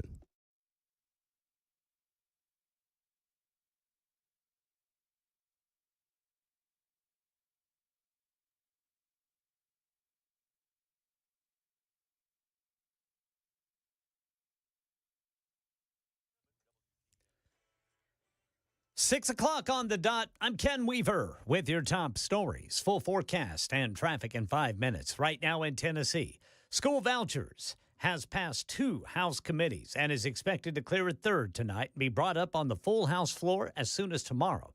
An amendment says any school district that didn't pass a resolution supporting school vouchers risks losing the $2,000 bonus for their teachers. And that's a $2,000 bonus for each teacher. Meanwhile, lawmakers are debating disaster relief for counties impacted by Hurricane Helene. Channel 4 says mayors from that area got emotional today. How do you tell people what are you going to do to help them? I'm sorry. And I've always wanted to be Unicoi County to be #1 in the state at something. We're #1 in unemployment rate. I never wanted to have that distinction. So the bills that lawmakers are debating total $450 million for Hurricane Helene relief. And a third issue the special session called to deal with is illegal immigration. And Channel 4 says a bill has passed the Senate Transportation Committee supporting Trump administration policies, also creating a centralized immigration enforcement division within the Tennessee Department of Safety. It penalizes or removes officials who adopt sanctuary policies and requires non-citizens be issued temporary driver's licenses instead of the standard Tennessee license to help determine voter eligibility. A federal judge in Washington has temporarily blocked the White House effort to pause federal grants to weed out spending that runs afoul of President Trump's executive orders. Here's Stephen Portnoy. It's a temporary administrative stay through next Monday. Judge Lauren Ali Khan, a Biden appointee, will hear more arguments then to determine whether to put in place a temporary restraining order. An attorney for the Trump administration struggled to explain to the judge the full impact of the pause on federal grants, and the lawyer for the groups who are suing was similarly hard-pressed. Officials from coast to coast have reported widespread confusion and alarm about the possible impacts of the grant pause. President Trump has signed an executive order today seeking to curtail gender transition for anyone under the age of 19. It directs that federally run insurance programs, including TRICARE for military families and Medicaid, stop covering gender transition, and calls on the Department of Justice to vigorously pursue litigation and legislation to oppose it. Remember the nation's fascination over those drones flying over New Jersey in December. Before he was sworn in, then President-elect Trump accused the Biden administration of withholding information about the drones and said the government knew where they came from. Our military knows and our president knows. Well, now White House Press Secretary Caroline Leavitt says they were not enemy or mysterious drones at all. The drones that were flying over New Jersey in large numbers were authorized to be flown by the FAA for research and various other reasons, including hobby drones. She says it was all made worse by curiosity. That's Alex Stone reporting, and the latest news, traffic and weather next. I'm Ken Weaver, WTN News.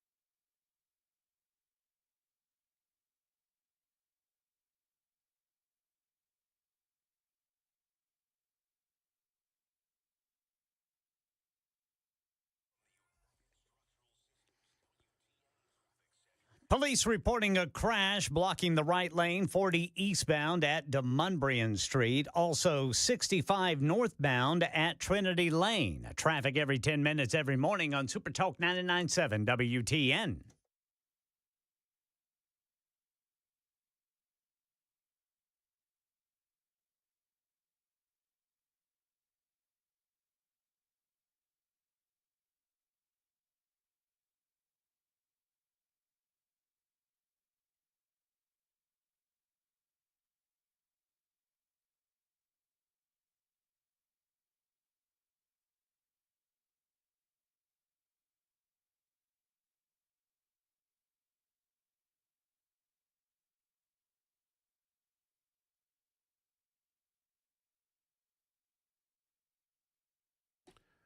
Well, hopefully y'all have made it home safely or are in transit. I'm Cameron Smith. This is the Matt Murphy Show in our final hour this Tuesday. I got a text from Matt that his dog Munson is doing well. It's very high on drugs, but okay. And all things considered, that's not bad. Yeah, the note I got from Murphy says, Munson appreciates all the kind words, even the kind words from liberals, but he's pretty drugged up, and I don't think he means that last part. Well, Munson is quite expressive, particularly when high. So, that's part of it.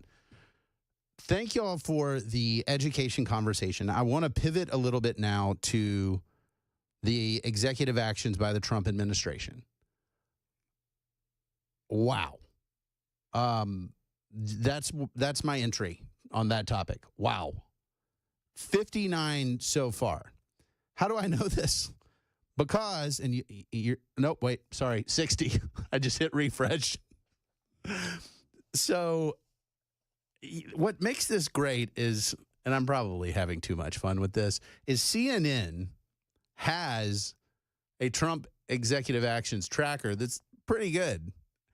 And I can feel the pain emanating from the page as they update it. There's 20 related to the federal government, including 5 engaging DEI. Immigration has 8, national security 7, climate change and energy 6, the economy 6, foreign policy 3, and then 10 other ones. And these range from the National Day of Remembrance on the 80th anniversary of the liberation of Auschwitz, which is super awkward if they're all Nazis. Very, very, very strange executive order coming from people that have been accused of being Nazis. To the Iron Dome for America, which I have questions about that one because I just assumed we had an Iron Dome. For those of y'all who don't know what I'm talking about, the Iron Dome is the missile defense system over Israel that when you see it on the news that Hezbollah or whoever is launching in rockets and they get shot down, well, that system is called the Iron Dome. And I just assumed we had that. Apparently we do not. So now we will. So that's good. One of my friends of a less than conservative persuasion sent me a text a few minutes ago. And she sent me a breaking news from the Wall Street Journal. And here's the headline. Trump offered federal workers the option to return to the office full-time or resign and get paid for the next 8 months. And she asked me how that's conservative, to which I would respond, it is not. And so I'm sure that is to create the incentive for them to resign. And I'm actually, in fact, when I worked at the Republican Study Committee in Congress, Republican Policy Committee, I get my committees mixed up. We worked on a policy brief of just that, of saying the best way to deal with the federal civil service to shrink its size is through attrition. So if you can get folks to resign for whatever reason, think about it this way. If I'm close to retirement and you offer me 8 months free, I'm gone. And this way you have attrition, but you don't backfill. And so folks are saying, okay, cool. I can certainly find a job in 8 months. I'm out of here. I don't like this Trump guy. He seems dicey and his cabinet folks are crazy. I'm out. I'm gone. Well, actually, that's how you shrink the government pretty fast, because you don't have to deal with the federal civil service protections if they resign, because they're saying I'm leaving voluntarily versus I'm being terminated. If you terminate them, those protections apply, and there's a lengthy appeals process. There's a lot that they can avail themselves of. And so I think it's probably pretty smart. I'd love to know what you guys think. 615-737-9986. But I'm scrolling through these and looking at them from the most recent. I mean, these deal with enforcing the Hyde Amendment, which is going to be wildly popular with the pro-life crowd. We've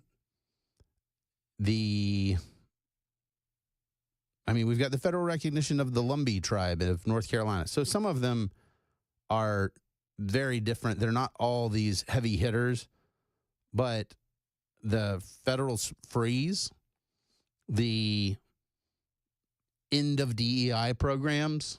I mean, this is going to be a game changer. And here's why I think this is important and worth discussing. My biggest concern with another Trump administration was that it would be marginally different. I'll be honest, the first Trump administration I felt like was sort of typical Republican. I mean, Trump's not typical in his mannerisms and stuff like that, but kind of what they did, they spent like they were drunk. It was a lot of the same stuff. And so it just felt kind of like inertia, right? And then Biden came in and was very liberal, but again, inertia. This does not feel like inertia. This feels like we're going to give America a choice. We are going to do things radically differently. We are not going to just check the box and say, let's go forward and just tweak it on the margins. And Democrats are shockingly surprised by that. I've watched one media story after another, one talking head after another, one Chuck Schumer after another say things like, what are we doing here? I mean, how can you just not spend? How can you stop this? What? Well, it's easy. You just say no. We're going to get a freeze on this. We got a regulatory freeze. We got a spending freeze that a judge has now frozen the freeze. It's like a double freeze.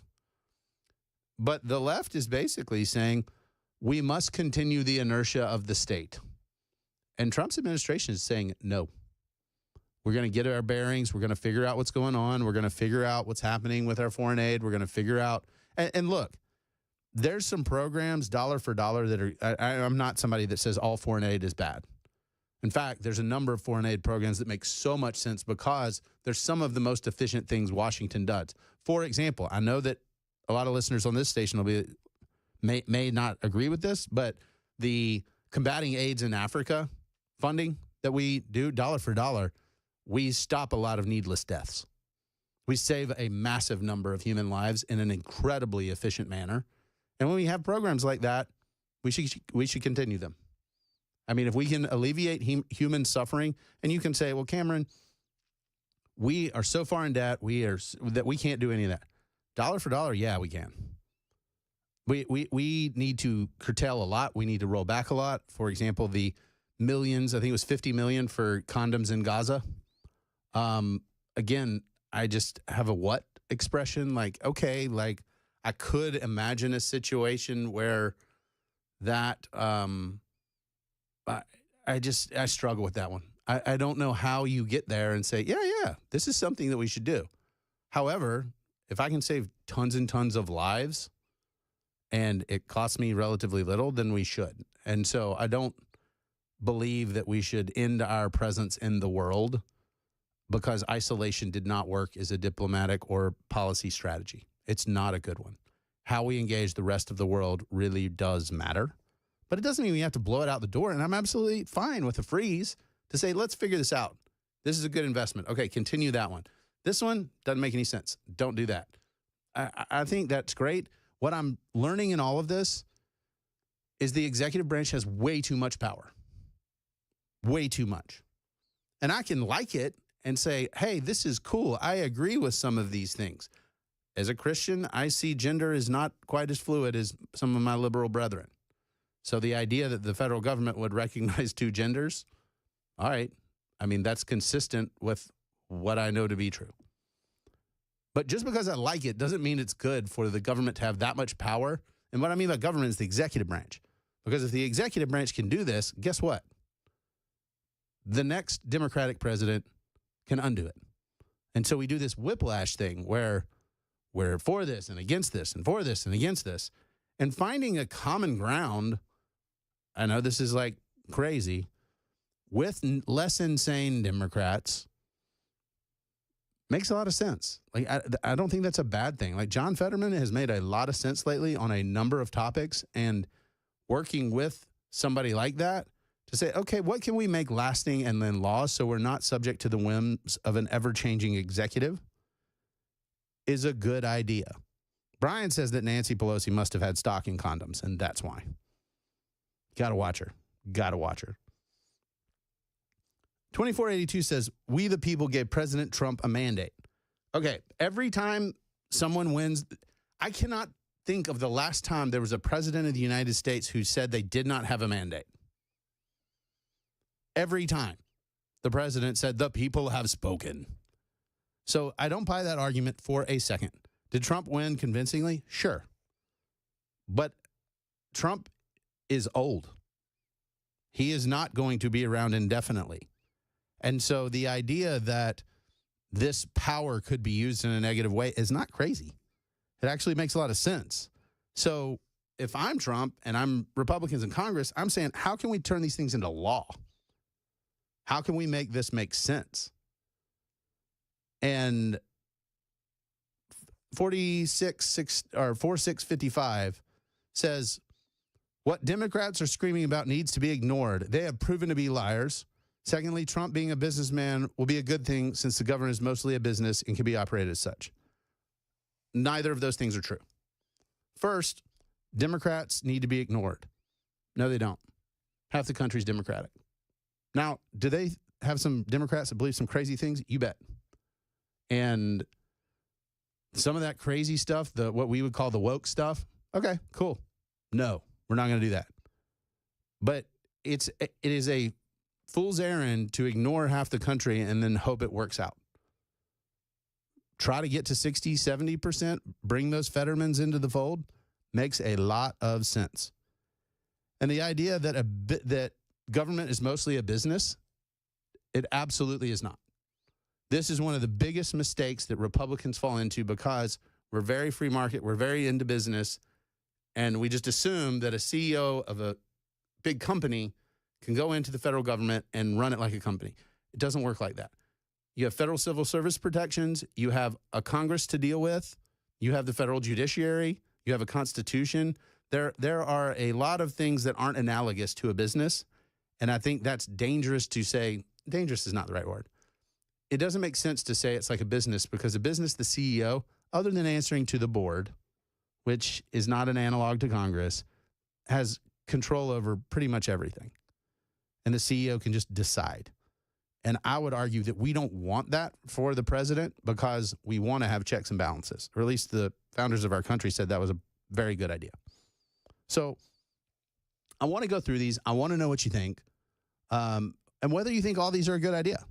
Some of these feel like spaghetti at the wall, and I don't know if they'll stick, but we should talk about it. I'm Cameron Smith. This is the Matt Murphy Show, and you're listening to Super Talk 99.7.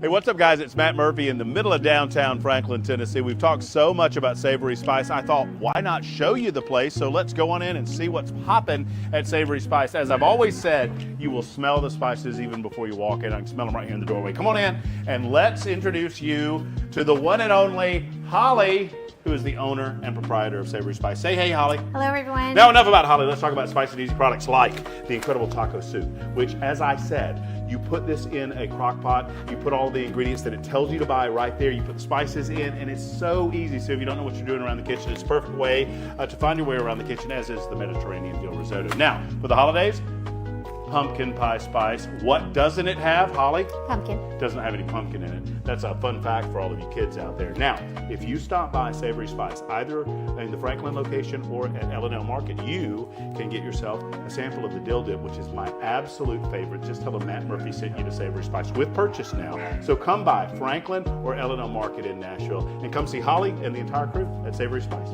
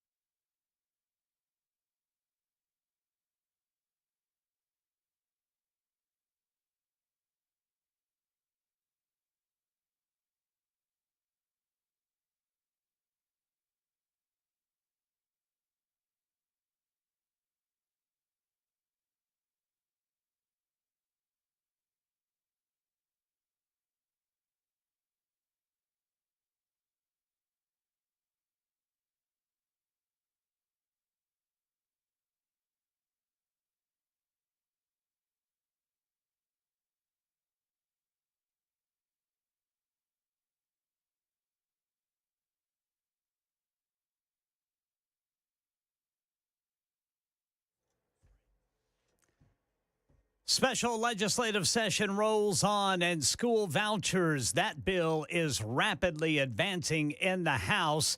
Lawmakers also advancing a bill to support President Trump's efforts to deport illegal immigrants. And President Trump's freeze on federal spending has been paused by a judge in D.C. We'll tell you about it at 6:30 on Super Talk 99.7 WTN. Welcome back to the Matt Murphy Show. 4655 says, I disagree with you, Mr. Smith. And I got a ton of exclamation points after that. I watched Trump's first presidency. It would have been very successful, and not for Democrats, far left, and media lying their butts off. Okay, I hear you. I'll place some blame there. I think that's fair. But the spending like they're drunk, that was on Trump. Trump, I think it was about $6 trillion added to the deficit. Biden was, I think, about 7. So the idea that that's all blamed on Democrats is just not true. Now, Trump's never said he's a fiscal conservative, so that you can make that point. But the idea that some of the runaway government, the inertia, the spending, all that stuff, that a lot of that was on him. That was his choice. Like, he could have vetoed those spending bills. He chose not to. And now it seems like it's very, very different. And on all the way down to promoting beautiful federal civic architecture. There's an executive order January 20th on that Trump doesn't want ugly federal buildings. I agree with him on this one. If we're going to spend the money on building federal buildings, they should be awesome. Some of the ones built during the Reagan era were awesome. Some of the ones like the old FBI building built during, I guess, the 70s were atrocious. Consistent architectural standards are a thing. And we say, well, it's a little thing. It's not, he didn't promise that. That wasn't a campaign thing. I think it matters. And I actually support it. Some of the stuff that I'm not really into is pulling the security clearances for different generals and stuff. You don't have to like the generals. But unless you actually see them as a security threat, which Trump may, that's kind of punitive. And, for example, the DOJ officials who were part of the team that prosecuted him, it's his prerogative. But be a little magnanimous at times. I mean, say, look, I absolutely have the right to get rid of you, but I'm a bigger man than that. And this sort of, well, I'm going to make sure we get you. Some of these folks were line attorneys that were doing what they were told to do by their superiors. And that to me is, okay, if you want to get after them, I believe in a unitary executive theory because I'm a dork. What that means is that the president's the head of the executive branch. He's the head of all the executive branch. And the idea that the people in the executive branch don't actually work for him is terrifying to me. So I'm fine with him doing what he wants. I'm not saying he shouldn't have the ability to make those choices. I'm simply saying some of these, okay, they're a little bit petty, and that I don't love. But a lot of them aren't. The TikTok one, giving them a little bit more time to kind of figure this out. I thought that was interesting. Let's see. He orders the Attorney General not to take any action on behalf of the United States to enforce the act for 75 days to give his administration a little bit of time to look at it. Okay. I'm okay with that. And I like these executive orders that are asking for time, that are basically saying, let's press pause, let's review, and let's go from there. Because some of these things required security clearances and other things that some of his staff did not have or may not have had at the time prior to inauguration. Now they're getting in the saddle. He's getting his people there, and he's doing well. And I think that type of stuff, while it's making the left go nuts, it makes a lot of sense. The inertia is the problem. I have family members who are the beneficiaries of federal grant money who have been told that their jobs may be in jeopardy because that grant money may be canceled. I don't love that for them. But if the answer is we can never cut federal spending, we can never materially roll back the federal largesse, then we're just going to do this indefinitely. We're just going to be on the treadmill, and our kids will pay for it. So, yeah, there are going to be consequences for these choices. There are going to be consequences for each of the decisions that the Trump administration is making, and hopefully that Congress makes too. But this is a material change that we need. We need to address some of this stuff. The executive orders where I think he's wrong, he's establishing the Department of External Revenue for his tariff plans. Those are still protectionist measures that would have been advocated by 90s Democrats. They're going to have inflationary pressure and make the cost of goods higher. That's the truth. That's how tariffs work. In spite of what Trump wants to believe, it is not foreign countries paying that revenue. It is the American consumer in the form of higher prices. That's what's going to happen. That's how it works. So you may say that, hey, it's worth it to you, and we don't mind paying higher prices because we want American goods, and I totally understand that. But you could buy American goods today. Nobody's stopping you. You could buy socks for $20 a pair. Why do you not do that? Because you value low prices more than you value $20 socks. So I understand the theory. I understand the why. But this is not new economic theory. This is not something that we're confused about. And so that's probably one where I'm like, come on. You can do this, you can say this, but it's not going to change the dynamic. And at a time when you're saying, I'd not like Joe Biden on inflationary pressure, tariffs create that inflationary pressure. They just do. So that's one of those things. But all in all, pretty impressive. I'm over. I got to take a break. This is the Matt Murphy Show on Super Talk 99.7.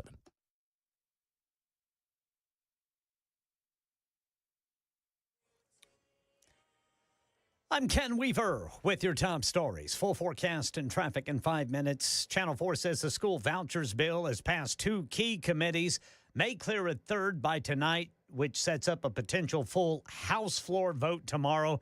Haven't heard anything about movement in the state Senate, which is still debating its version.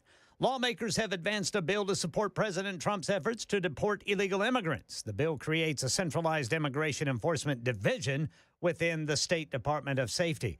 And a federal judge has put a temporary hold on the Trump administration's freeze on federal grants and loans minute before it was to take effect today. This judge here in Washington saying that the administration needs to take a beat, and the judge, needs to take a little more time to look at exactly what's going on. But ultimately, this particular case that's caused the pause tonight is one involving procedure. No one here is alleging the president doesn't have the power to put a pause on these funds, but these groups and this judge are looking at whether, in fact, the president followed the rules in doing it. Money News, Michelle Franzen. Wall Street regained its footing today after a run on tech stocks Monday when a Chinese upstart company revealed a new low-cost artificial intelligence model. That throws doubt on the extravagant costs of the American AI research frenzy. The Dow was up 137 points. The Nasdaq gained 392. The S&P closed 55 points higher. Consumer confidence dips again. The Conference Board reports American short-term expectations for income, business, and the job market fell 2.6 points to 83.9. Any reading below 80 can signal a potential recession in the near future. General Motors topped profit and revenue expectations for the fourth quarter, but still recorded a loss, with the car company taking a $5 billion write-down of its increasingly challenging Chinese operations. That's the latest news, traffic, and weather next. I'm Ken Weaver, WTN News.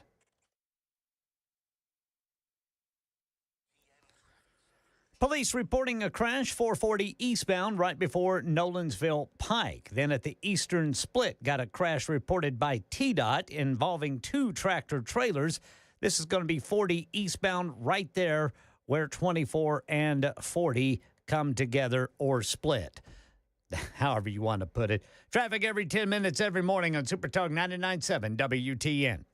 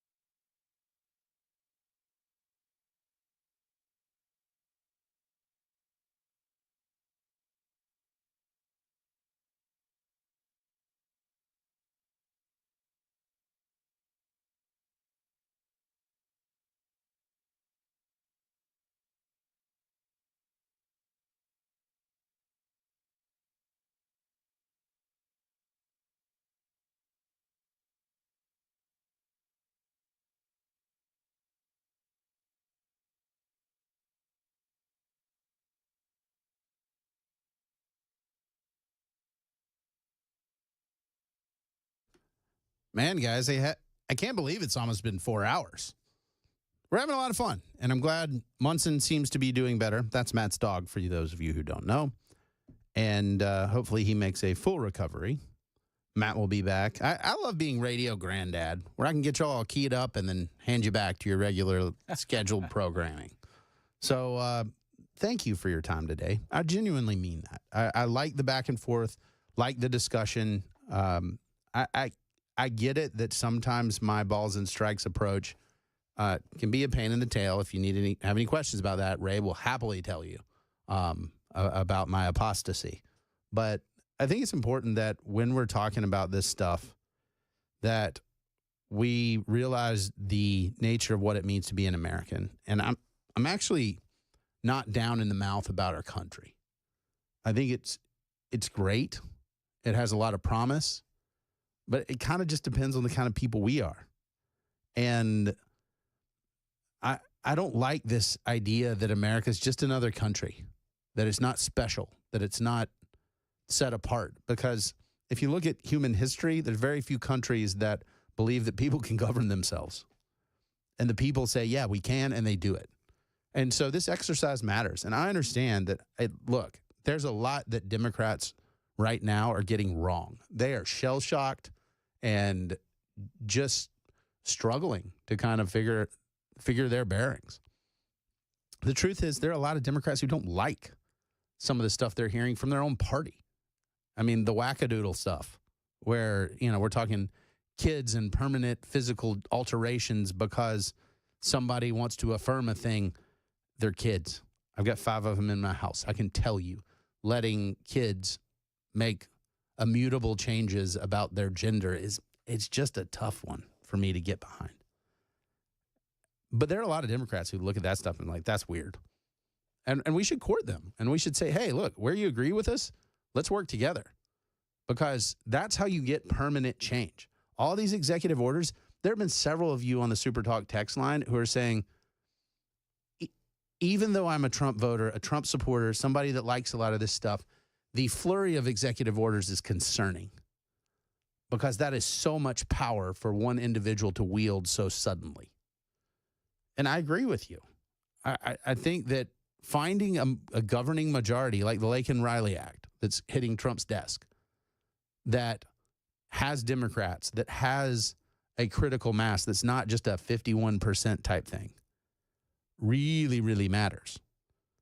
And we just can't forget that. Like, the other half of the country is not our enemy.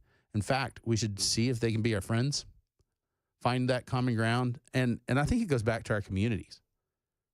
I've told y'all the story several times of being a youth football coach in Nolensville, and one of my friends came up to me, and I thought he was going to tell me that, like, he wasn't going to coach anymore. And he comes up next to me and he says, hey, I'm a liberal. And to him, that was just a huge risk to tell another member of his community that he had a different political leaning. And we shouldn't worry about that stuff. That's why we have votes. That's how we sort this out. And, Ray, I'll give Ray some credit because Ray and I have a fun running relationship. He said there's so many executive orders because he has to undo all that BS that Dementia Biden did the last 4 years. I don't have a problem with it at all. Well, Ray, you're raising the reason it's a problem. Because Biden did so many of them to undo what Trump did previously so that Trump can now undo it again. So the problem is the power of the executive branch. It's a huge issue. And it will continue to be a huge issue as long as the party in power doesn't try to build permanency.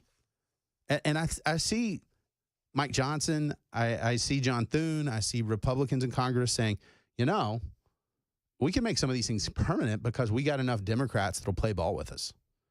And I think that's incredibly smart. Because then it doesn't matter who wins the election. They can't just unilaterally switch. And with the Supreme Court being where it is and the appellate courts being where they are, I think Republicans have a really, really good pathway forward. And I'm very bullish and very excited about it because I think for the first time in my lifetime, voters are going to have something, which I suspect will be J.D. Vance versus some Democrat in 4 years, and say there are two radically different paths here that we can choose. It's not just one in a lighter version of that one. The uniparty is broken, for those of you that use that phrase. We got a little time. Stacey's been super patient, and I want to get to Stacey's comment on tariffs. Hey, Stacey, what's up? Hey, you're acting like haven't been already paying tariffs. We pay tariffs to China. We pay to a lot of people. So why should they not have to pay to bring their stuff over here and to keep our automotive companies? I work in an automotive company. This election, I felt like my job depended on this election. Sure.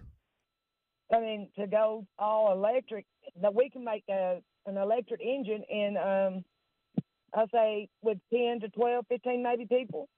Okay. To make a combustible engine, we got to have 100 people. So my job kind of depended on this election. And Sure, yours- but would you say just because we use more people to make something that's the best thing to make? No, not saying that, but I'm saying why should we let them take our companies overseas and then bring them back and have them built for pennies on the dollar, and then bring them back and sell them to us for thousands upon thousands of dollars? As far as reciprocity, I'm all for it. I think we should actually have parity between the countries that we trade with and say, hey, if you're buying our goods with no tariff, we'll buy yours with no tariff. If you're buying ours with a tariff, you're for I'm that? all for that, but Okay, yeah, I like that. the way you spoke earlier was like we haven't been paying tariffs this whole time. Yeah, I'm simply saying if you layer on more and more tariffs, it absolutely hits the consumer in the wallet because the companies don't eat it, they don't pay it, they pass it on to the consumer. That's how tariffs work. Yeah, but I think what Trump's doing right now is I'm all for it. I'm just all for it. And then if you want to go back to the school thing for just a second, my son went to the Cost Center in Manchester, which is alternative school. He come out of there, fell in 2 classes, and had more one-on-one with a teacher. But all they done was they took his phone when he gets there, and then after he gets his work done, they give him his phone back, and he can lay down and go to sleep. And that's what he did. Okay. The kids would rather be at the alternative school where they do absolutely nothing. They don't carry books in. They don't carry books out.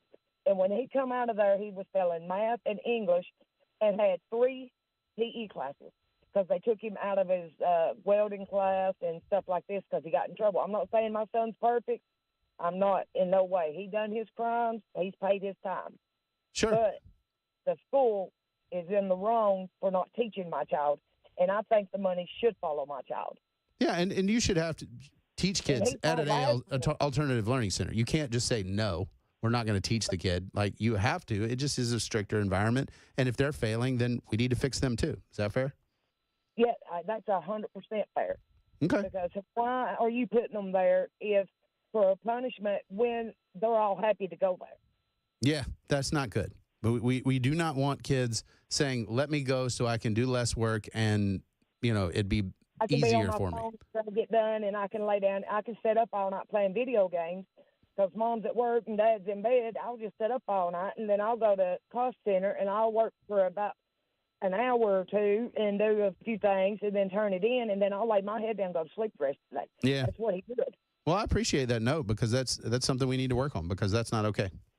So No, it's not okay. He's in the 10th grade, and I'm sitting here looking at his report card, and he just got out of the Cost Center a week before Christmas, and he's got 50s, 2 50s, one in math, one in English. Why should he have that? Should they not have been working with him one-on-one on his math? He has trouble with it. yeah. And there's a lot we need to do in that space of actually like teaching kids where they are and saying, hey, we're not going to give up on you even if you're taking a path that's not the good one. And Right. I get that.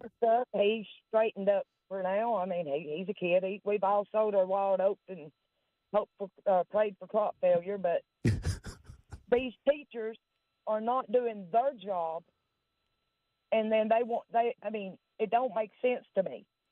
All right. Well, I appreciate the call, Stacey. And yeah, I mean, I think all these levels of education have to work together and they have to be effective for the kids. Like, it does matter. And in other news, we've got the 2 best quotes that I've heard on the radio the entire time I've done radio. We've got "Govern Me Harder, Daddy" from, I believe that was Erica. And now we have "Sow the wild oats and pray for crop failure."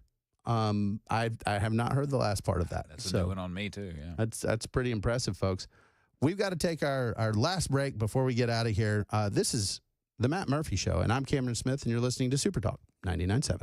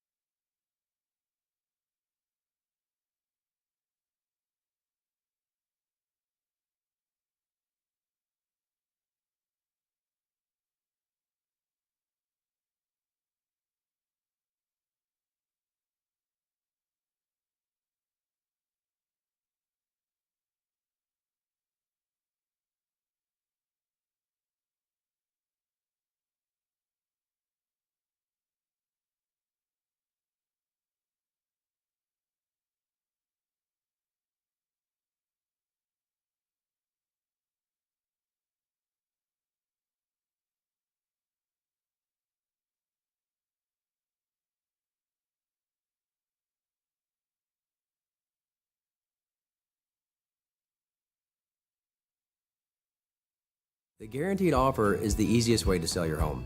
It's really simple. We bring you an all-cash offer. You close in as little as 21 days. No home inspections, no lock boxes, no open houses. Go to markspain.com to get a guaranteed offer and start packing.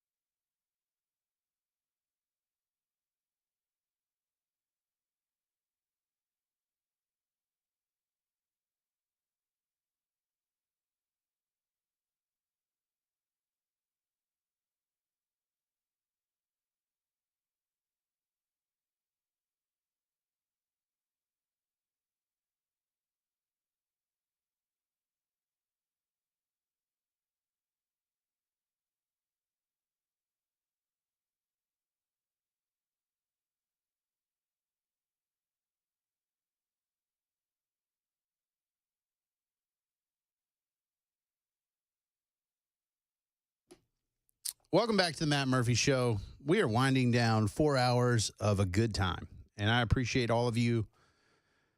You guys make it fun. I like the back and forth. It's awesome having an audience that is informed, that knows what's going on. Matt's lucky to have you guys, and I love coming off the bench and spending time with you. It just reminds me so much of why I love public policy, why I like to talk about politics, and the decisions that we make as a community and the state. We've got to get it right, and a lot of times that takes some back and forth, and y'all are a big part of that. I also want to say, as I write columns over at the Tennessean, y'all been great in terms of reading the columns and checking them out, giving me the back and forth. When there's something that you guys want me to tackle, let me know. It's good for my presence on this radio show. It's good for Matt and I's back and forth, because then I can research it. The live form radio is kind of tough sometimes to do your research and consult your research while you're talking and all the other things that are going on. So I can do that work, and then we can talk about it. And so let me know when you guys want me to do that. I'll be happy to. Matt and I have a cool podcast that's about to launch, and we will have all the best words on that podcast. It will be great from a writing and a radio perspective that we both bring to the table. I'm very, very excited about that. I'd like to close the show by throwing out something that I think is important. As a Christian, for those of y'all who've listened to me over time and read my stuff, I'm very open about my faith. And one of the things that it's a verse that I've heard over and over again. It's 2 Timothy 4:3, but I think it speaks to the present moment, and it's worth considering. For the time's coming when people will not endure sound teaching, but will have itching ears.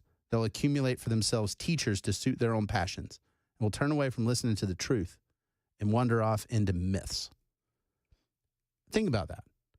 We live in a time where the biggest lie that I think has been told to our culture is find your own truth.